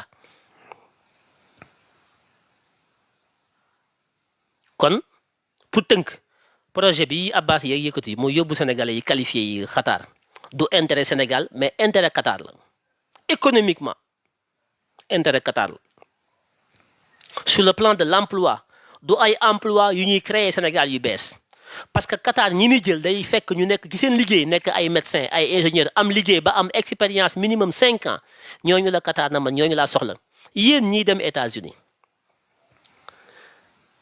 wala ngeen di dem France wala ngeen di dem feneen di ut ay visa de travail immigration travail yéen ñi nga xam ne jóge ngeen Sénégal ne da ngeen dem France liggéey wala Japon wala États-Unis ngeen dugal visa am na ay visa de travail visa pour jóge sa réew dem ci beneen réew liggéey am na visa yooyu bu ngeen koy demandé ngeen dem xool critères yi Amérique du jël ku amul xam-xam soxlawu ko France soxlawul ko amul xam-xam ku amul expérience Japon kenn soxlawu ko Qatar dañu nekk ci niveau yooyu de développement ñoom tamit ils aspirent à être une très grande puissance dañu am gaz utiliser seen gaz nationaliser ko moomee ko seen bopp ba tabax ci ay milliers de milliards de dollars li ñu am ci réserve moo am dañu am un fonds souverain qatari ay milliers de milliards de dollars moo fa nekk de réserve léegi pétrole bi un jour day jeex gaz bi ñu ne léegi nañu diversifier suñu ay activités dugg dans l'immobilier def des fonds de pension dugg dans des fonds de pension pour fluctuer ce fonds mu nekk un fonds souverain stratégique ñu koy dugal dans des secteurs stratégiques pour avoir de l'influence diplomatique dans le monde économique dem Europe di jënd ay sociétés di nekk dans des clubs de foot di jënd ay hôtels di participer dans le capital de grandes sociétés de pointe à travers le monde aux États-Unis comme en France partout un petit pays comme le Qatar mais ñuy anticiper seen développement ëllëg boo xam ne du sukkandiku ci gaz bi li ñu am ci xaalis ñu mën ko diversifier seen ay activités économiques moo tax ñu soxla les ressources humaines de qualité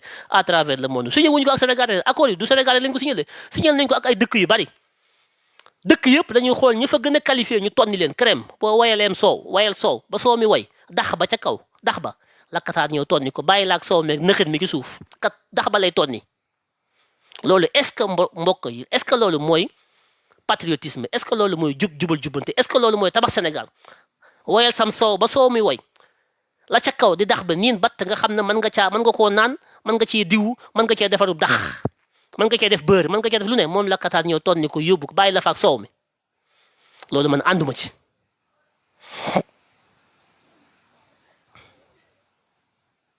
kon duma ki sori fi laa yem di ñaan le ministre Abbas Fall mu génn wax ak sénégalais yi publier ce document yi mu signé ak naar yi ñu xam ko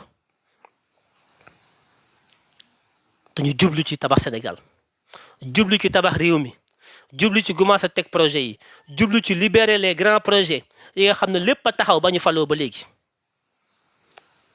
libérer l'activité économique pour que recettes yi nga xam ne projeté nañu ko dans le cadre de la loi des finances 2025 ñu mën a atteindre les objectifs de nos recettes parce que nous sommes déjà largement déficitaires du point de vue budgétaire. Moins l'activité recommence et redémarre, plus le déficit sera colossal. Il l'a dit, au Trésor public, ministère des Finances. Activité économique, c'est au ralenti, parce que tout a été bloqué depuis 10 mois. Nous avons surpassé l'année 2024 avec beaucoup de difficultés de contrôle, de vérification, c'est normal, c'est un nouveau régime. Mais l'année 2025 doit être le début de l'activité économique du nouveau régime. Il faut relancer l'activité économique, permettre aux Sénégalais d'avoir accès aux revenus, de pouvoir donc libérer les grands chantiers, de façon à ce que l'activité redémarre, que les gens aient des revenus, qu'ils puissent vivre convenablement, que la consommation reprenne, que tout se passe comme il faut pour pouvoir escompter les recettes, les taxes. Li nga xam ne ñoo war a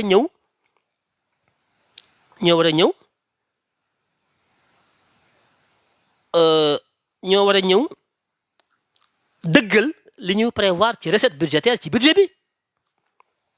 Et évitons de faire trop de centralisme, je le note.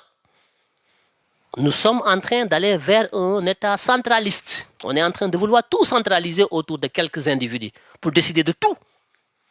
Je comprends pourquoi on veut le faire. Parce que la situation est extrêmement grave. Et les ressources humaines de qualité, pour comprendre les enjeux et pouvoir piloter à vue les réformes nécessaires, utiles et urgentes qu'il faut, manquent dans ce pays. On a peu de ressources humaines de qualité à la hauteur des enjeux du changement systémique auquel le président de la République et le Premier ministre nous appellent. Ça, je comprends. Ils ont des difficultés. Le président et le Premier ministre ont des problèmes pour avoir des hommes et des femmes capables d'avoir le niveau de compréhension des enjeux, comme eux, ils l'ont, pour pouvoir piloter les choses de façon diversifiée. D'où leur tendance tous les deux à vouloir tout ramener vers eux, à centraliser, mettre des comités de suivi, faire en sorte qu'il y ait quand même une sorte de monitoring autour de deux personnes où tout se décide autour de Ousmane Sonko ou de Diomaye. Ça peut être efficace comme ça peut être un facteur de blocage extrêmement dangereux. samay wax nag jalu muus la man samay wax jalu muus la booy wàqi daj mais nag réew mi li gën a yomb mooy xeex li gën a yomb mooy xeex ba jot ci réew mi li gën a yomb mooy nekk président li gën a yomb mooy nekk premier ministre li gën a yomb mooy nekk ministre li gën a yomb mooy nekk directeur général li gën a yomb mooy am 4-4 li gën a yomb mooy am ñaar ñett ñeent jabar li gën a yomb mooy di weew motaari waaye xam ngeen lu jafe mooy am ay nit de qualité yoo xam ne di ngeen mën a teg lu concret ba sénégalais gis ko ne gongo tabax loolu moo jafe loolu moom kenn du ko bricolé fexe ba teg fi dara ba sénégalais gis ko muy lu concret looloo jafe waaye leneen lu dul loolu mën naa nekk xeex mën naa nekk fallu mën naa nekk ndomba tàng mën naa nekk 4-4 mën naa nekk titre mën naa nekk lépp loolu yomb na loolu xeex a koy maye waaye tabax lu ne concret lu sénégalais yi mën a dugal seen loxo génn def seen poste looloo jafe voilà sur ce je vous donne rendez-vous très bientôt. Parce que maintenant, voilà, j'ai plus le temps à chaque fois de sortir, de parler. Mais ce sujet me tenait particulièrement à cœur. Parce que ce qui se passe dans le monde, tous les pays se replient sur eux-mêmes. Nous connaissons pour développer, pour être demain au rendez-vous de ces grandes puissances. Le Qatar est dans cette logique. Tous les grands pays. Ousmane Sonko nous a ouvert les yeux, ainsi que Diomaye, pour qu'on soit plus ambitieux, qu'on soit plus en adéquation avec les exigences du monde aujourd'hui. Un monde de compétitivité, un monde de compétition, un monde cruel, un monde de méchanceté, un monde où on ne fait du cadeau à personne. Je pensais que nous, on avait compris que le monde est un monde cruel, que nous avons intérêt à être ensemble, à économiser nos ressources humaines de qualité, à les garder jalousement et à essayer de les renforcer par l'éducation, la formation, l'investissement dans la formation des ressources humaines de qualité. Moi, j'étais pour ça. Et je suis toujours pour ça. Et d'ailleurs, je l'ai toujours dit, on ne peut pas développer ce pays sans la diaspora. Le Sénégal regorge de ressources de qualité, mais immenses dans la diaspora. Mais j'ai l'impression que la diaspora a toujours été le parent pauvre de tous les régimes qui sont succédés. De Senghor à Diomaye, la diaspora est le parent pauvre de tous les régimes. Et pourtant, la diaspora a été dans tous les combats. Tous les combats, la diaspora y a été. Avec des contributions immenses sur le plan technique, sur le plan de l'expertise, sur le plan financier, sur le plan de la mobilisation, de l'engagement. Tout, la diaspora a tout donné. Mais, à chaque fois, on néglige. On m'a annoncé des chiffres avant-hier que la diaspora a envoyé 1800 milliards dans l'économie sénégalaise en 2023. Ça, c'est 50% de ce que la diaspora envoie. La diaspora envoie plus de 3500 milliards, 4000 milliards par année au Sénégal. Le premier bailleur de fonds du Sénégal, ce n'est pas les Occidentaux, ce n'est pas FMI ou la Banque mondiale, c'est la diaspora. Mais pour vous dire que les autorités actuelles, comme celles d'hier, n'ont jamais eu de considération pour la diaspora. Le secrétaire d'État chargé des Sénégalais de l'extérieur a un petit budget de je ne sais pas combien de milliards, moins de 5 milliards. C'est un tout petit ministère de rien du tout qui n'a aucun pouvoir. Alors que le premier ministère du Sénégal devait être le ministère en charge des Sénégalais de la diaspora. Parce que la capacité de mobilisation des ressources humaines de qualité de la diaspora, la capacité de mobilisation des ressources financières de la diaspora est le premier facteur de développement du Sénégal. Mais pour vous dire que nous sommes toujours habités par le syndrome de Stockholm. Les ëpp solo ci Sénégal moom la ñuy falu di négliger mooy les Sénégalais de la diaspora, leur expertise, leur savoir-faire, leur patriotisme, leur capacité à mobiliser financièrement des milliers de milliards pour construire ce pays-là. On préfère aller à la Banque mondiale, emprunter à gauche, à droite, à Mazarek, mais on n'a pas la volonté ferme de mobiliser les ambassades, les consuls au service de l'organisation et de la mobilisation des ressources humaines de qualité et financières de la diaspora sénégalaise, qui est le premier levier de financement de nos développements. Mais ce n'est pas la priorité de Diomaye ni d'Ousmane Sonko. Diaspora bi intéressé wu leen. Ça n'a pas été la priorité de Macky Sall, encore moins Wade ou Diouf ou qui que ce soit. La diaspora est un vivier qu'il faut puiser. Aujourd'hui, la crise qu'il y a dans ces pays, il n'y a pas d'argent, il n'y a pas, les niveaux de vie est cher, le dund bi dafa cher, xaalis amul. Démb laa def benn sondage sama mur Facebook. Kenn ku nekk ñaata nga yónnee Sénégal. Gaa yaa ngi yónnee am na ñoo xam ne bañ leen falee ba léegi fayi googuñu amaguñ salaire. Il n'y a pas d'argent dans ce pays. Il n'y a pas d'argent. Parce que ñi fi jógee lépp lañ yàq. Bàyyi fi dara, ils ont pillé le pays est à sec. Léegi diaspora bi mooy dundal Sénégal. Bu diaspora bi téewoon son loxo 1 mois Diomaye day wàcc. Billahi wallahi bu diaspora bi toogoon 1 mois ñëpp ñu yónnee wuñu dañuy Sénégal dañuy génn xeex ak Diomaye. Diaspora bi moo yor Sénégal mais faale wuñu leen. Léegi nag diaspora bi dañu sonn dañu fatigué. Ils ont été puisés. Ñu doon cotiser ñu doon xeex ñoo financer parti bi falu na léegi diaspora bi ñooy continuer ñooy financer famille yi ñooy financer ngénte yi gàmm yi cant yi feebar yi ordonnance yi dépense yi lépp ñoo ko joxe la diaspora dañoo dee dañoo sonn su Sénégal amee jàmm diaspora bi moo tax régime bu fi toog di dem ak di wew ak ay motard c'est parce que diaspora bi ñoom ñoo taxaw fi état waroon taxaw fexe ba créer les conditions d'accès à l'emploi à la formation et permettre aux Sénégalais d'avoir l'emploi et le revenu pour pouvoir vivre amuñu ko kër goo dugg diaspora bee ko yor ñoo tax ci ni di fa tàkk te ñoom pouvoir bi amuñu benn considération ci diaspora bi ministère bi ñu leen utal sax c'est un petit du sax ministère secrétaire d'État. Le premier ministère du gouvernement dans des pays comme le Maroc ou autre, demande ngeen xool ñoom ministère bi ñu am dédié à la diaspora, voilà des pays qui ont de l'ambition. Naka ngay amee ñi gën ci saw askan naka nga amee ñi dàq liggéey ci sa askan naka ngay amee ñi ëpp xam-xam ci sa askan naka nga amee ñi ëpp ay moyens ci sa askan muy diaspora bi nga xam ne boo dañoo ànd ak yow nga mobiliser leen jox leen seen gëdd toog ak ñoom recevoir leen wax ak ñoom jël service état yëpp mettre ko à leur disposition ñu waxtaan jubboo teg ay mécanismes de mobilisation de l'épargne de la diaspora loolu bu ñu ko amee soxlawuñu banque mondiale soxlawuñu FMI mais yittelu leen sax duñ ci sax wax ça les arrange pas mais nag bisimilah mi ngi suñu kanam yàggatul.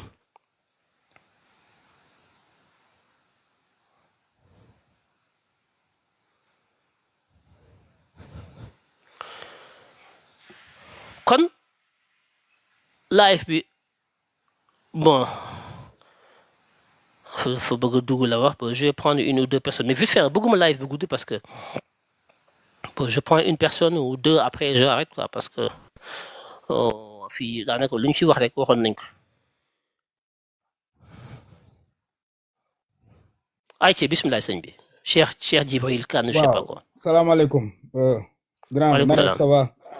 Bon, c'est la deuxième fois ñu retrouver parce que sujet bi daf ma intéressé en tant que aussi sénégalais bu nekk ci diaspora bi aussi am ci vision bi nga ci am di le féliciter parce que il fallait faire un live pour ça parce que moi je peux pas comprendre quand même il s'agit comme ni nga ko waxee du ma revenir ci discours bi tu as tout dit mais cri de cœur la parce que exigence citoyenne la républicaine pour que Abass Fall ministre la de la République mu amul droit engagé sénégalais yi di dem di ay négocier ay sénégalais yu ñu yóbbu Qatar enjeu yi mooy que ni agenda 2050 c'est repenser le développement du Sénégal autour de la prospérité de plus de justice et voilà en s'appuyant sur ñu am mooy matière première bi ñu njëkk a am matière grise bi ñu am mooy en fait sénégalais ak seen intelligence ak seeni savoir.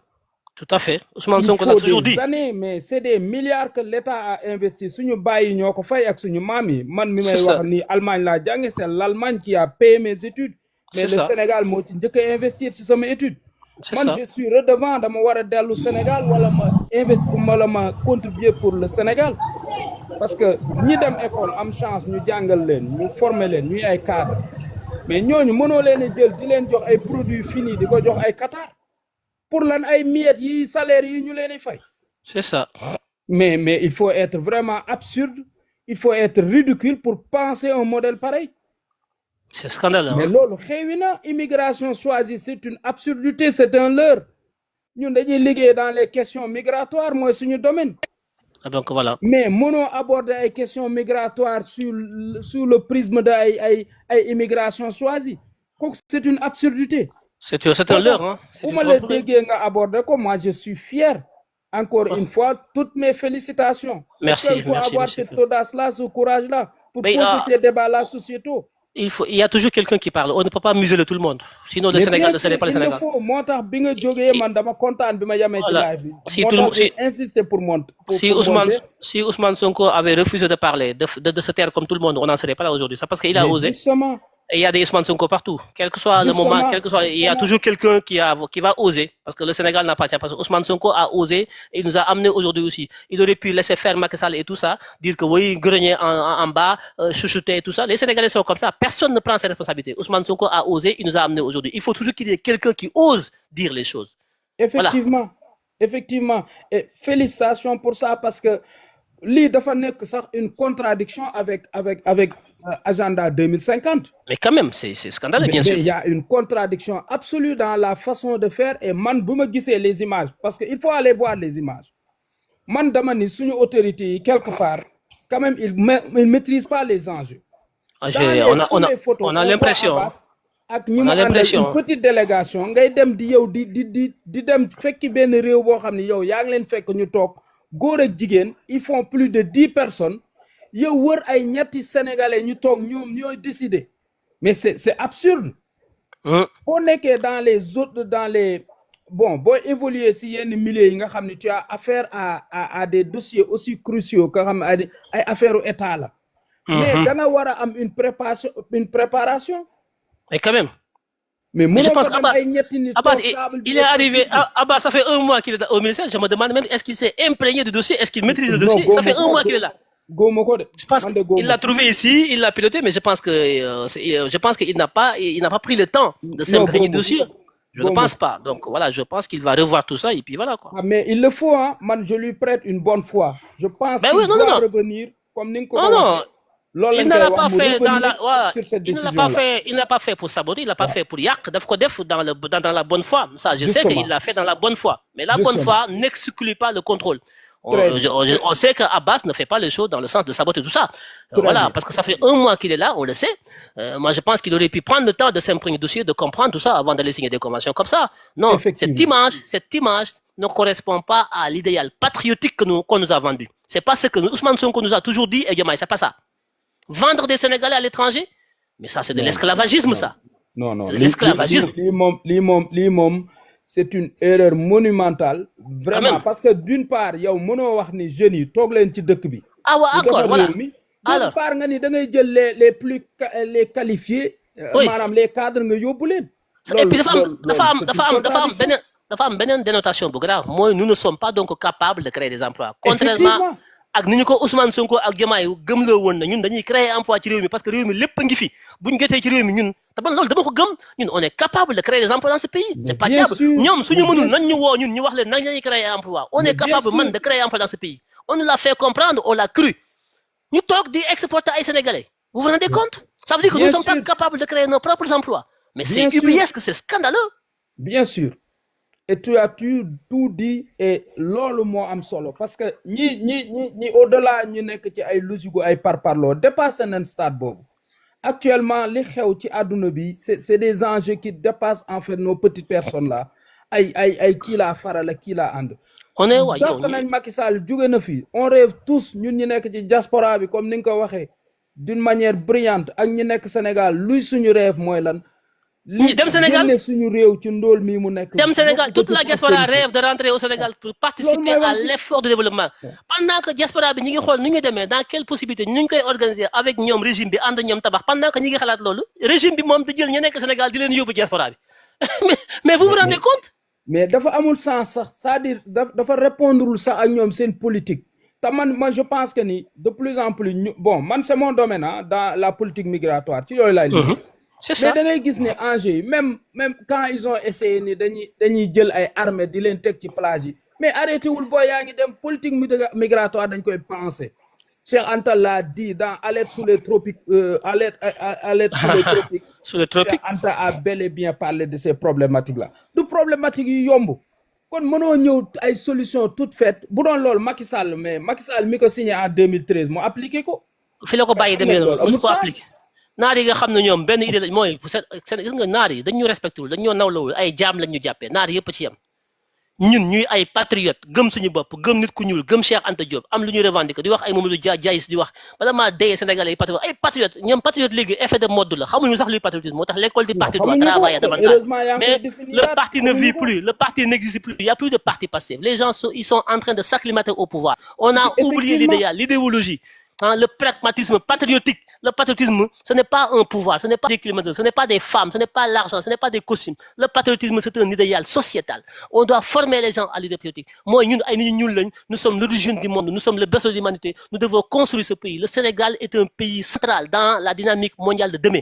Ça, Ousmane Sonko Agdiama, nous devons reprendre notre place dans le Conseil des grandes nations, sur le plan de la civilisation, sur le plan du développement économique, sur tous les plans, pour dire notre mot par rapport à l'évolution du monde. Voilà le patriotisme de Ousmane Sonko. Moi, je suis fan de Donald Trump. Man dama bëgg ko gëm sa réew dama bëgg ko am ful ko am fayda koo xam ne doo complexé tu dis les choses mais xam nga dans l'intérêt de ton pays de ton peuple nga jël sa doom di leen jaay ci ay naar ñun respecté wuñu jaam bu ñu fa demee ñoom ñëpp ay esclaves la ñuy nekk faut qu'on arrête mais dooguma la mais bërki démb man maa ngi Allemagne bërki démb qu'est-ce que les Syriens ont fait Syrie nga xam ni fi daanaka doom la nekkatul sax état en masse ils essaient de rentrer maintenant bi ñu xalaatee ni jàmm am na seen dëkk pendant ce temps ñun suñu dëkk ñu bëgg a jël ay cadres yu ñu formé bëgg leen yóbbu Qatar pour ñu liggéey fa ñu ni loolu état moo koy def un état sérieux un état bu teg ab agenda au mois de septembre ni 2050 fii laa bëgg a yóbbu Sénégal nga bëgg a jël 1000 de tes enfants nga ni da nga leen yóbbu Qatar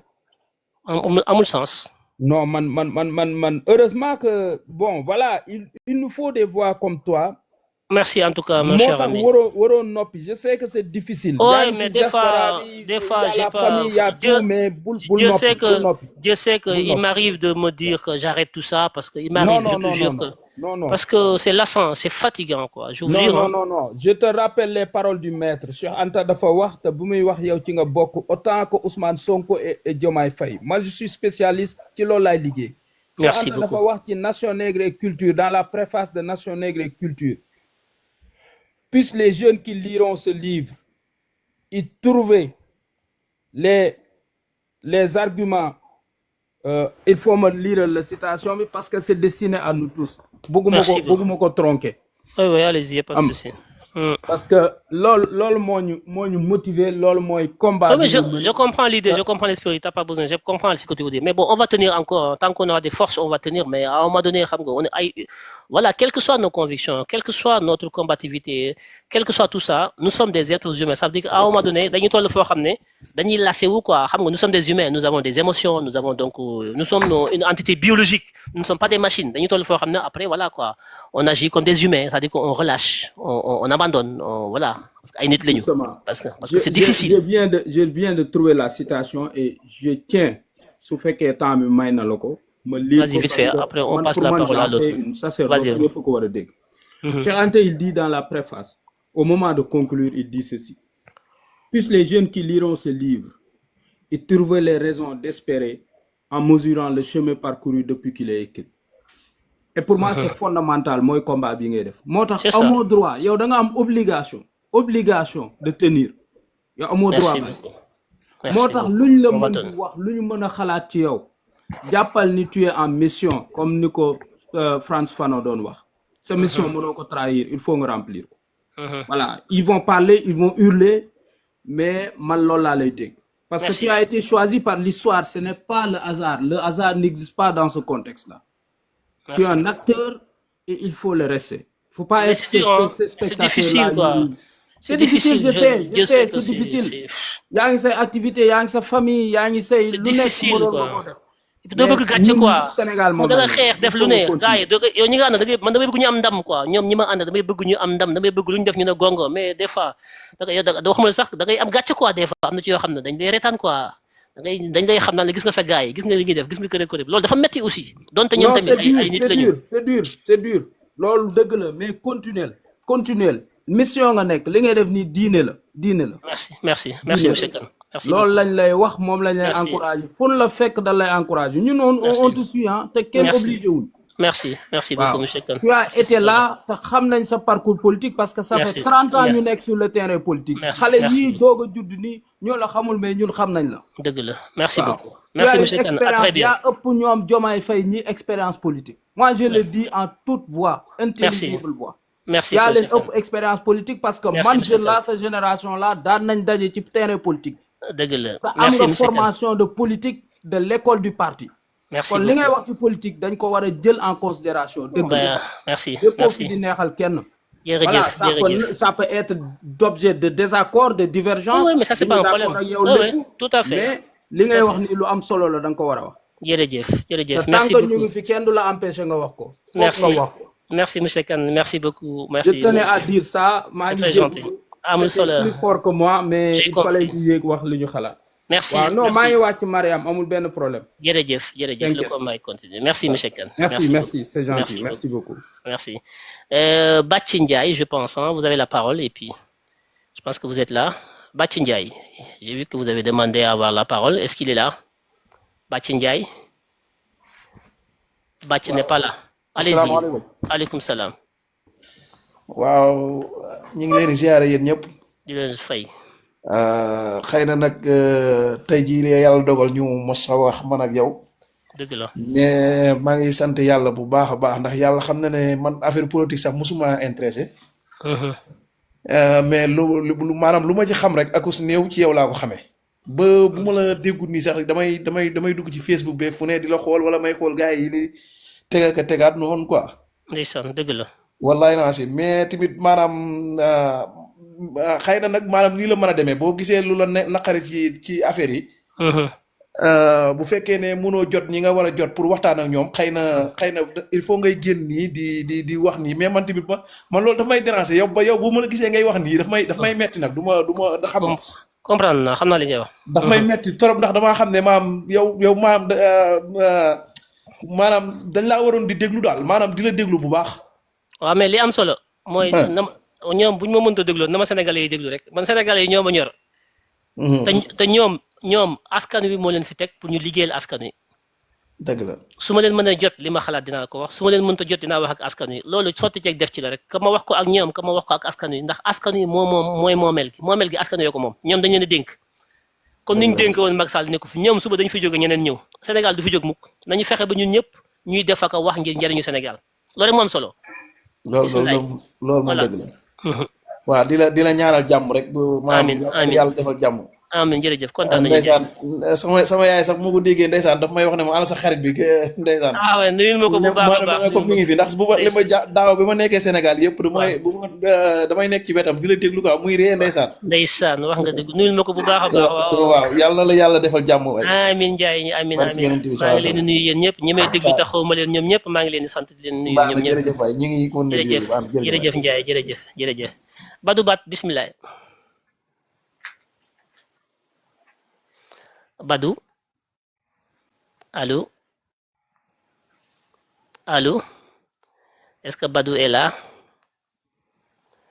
allô est-ce que Badou est là apparemment non bon voilà donc on va ngeen jégal ma xam naa fi laa koy yemale parce que dama war a am ñu ma war a def nii di leen nuyu yéen ñëpp di leen ziar di wax ne le combat continue comme niñ ko waan defee rek ba ñu faloogul ak bi ñu faloo ñun ñëpp ñooy tabax réew mi Sonko wax na ko ba tey du moom kese moo koy tabax du Diomaye rek mbooloo mooy tabax am réew boo gisee ma génn wax ci lii mbooloo mi ñu soxla pour tabax réew mi dafa doyul te mbooloo mi mbooloom xam-xam la war a nekk mbooloom pas-pas la war a nekk mbooloom pasteefu gu mat sëkk la war a doon mbooloo mu taxaw te mu xam li mu doon la mbooloo moom luñ ci am doyul pour tabax réew mi Qatar gi ko ñàkk moo tax mu koy wut si Sénégal Amérique da koy wuti fu ne dëkk bu ne yaa ngi koy wuti dëkk yépp a koy uti ñun Afrique dañoo yàgg a exploité esclavagisé ñu def ñu ay jaam jaay suñu ay maam jaayaat ñu ñëw Afrique colonisé ñu jël suñu ay ressources yëpp génne ko yóbbu ko tubaab bi gi leen tabax seen dëkk yi naar yi ñëpp ba ñëpp dem njaam gi naar yee ko njëkkee bi ñu paree ci jaayum njaam tubaab bi ko tàmbali jaayum njaam te lépp Afrique lañ doon jënd di jaay ay siècle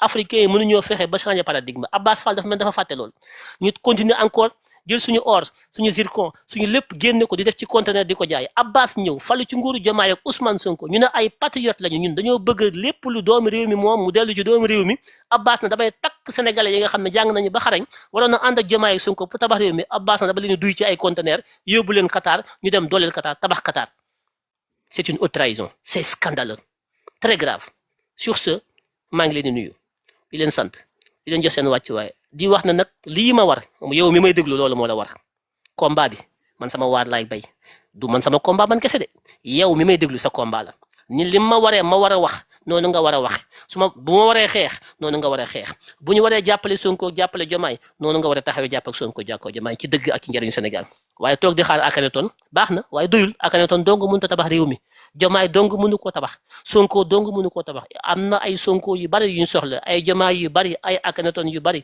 ay Samba ki xëree ki Paate ki Xujja ki Penda yu bari yu ñu saxaw yoo xam ne ay patriotes yu taxaw tem ñu àndandoo tabax réew mi tant que lii amul daañu yàgg a yelwaan yàgg a fecc yàgg a jëggaani yàgg a ñàkk fayda yàgg a nekk ay jaam ci biir àdduna bi duñ fi tekki dara ba keroog yow mi xiyam lii la ñu war a xeex mu jóge fi di ñaan yàlla mu sàmm leen sàmm réew mi may leen ay fit ba li ngeen xalaat ngeen di ko wax te muy dëgg njëriñu Sénégal yàlla jàppale président Bassirou Diomaye Faye jàppale le premier ministre Ousmane Sonko jàppale l'ensemble du gouvernement ndax ñoom seen réussite mooy suñu réussite bu ñu lajjee ñooy xale sonn ndax démb ba ñu bëggee jot ñoo taxawoon ànd ak ñoom di xeex ñii di dund ñii di dee bal yi tàkk ñii dëdd ci kaso yi ba ñoom tey ñu jot ci réew mi kon ñoom li leen teg fi ñu nekk ñun dañ cee am wàll ak responsabilité kon amuñu intérêt ñun di leen faagaagal di damm seen i tànk ak di leen yàqal waaye lépp lu ñu def man lépp lu ma def jëmale ko ci ñoom na ngeen xam ne njëriñ la na ngeen xam ne lu leen di jëriñ la ak lu jëriñ Sénégal ak lu jëriñ projet bi waaye du luy yàq réew mi méeg ndax damaa sonn ci Sénégal sonn ci ñoom ñu falu pour tabax réew mi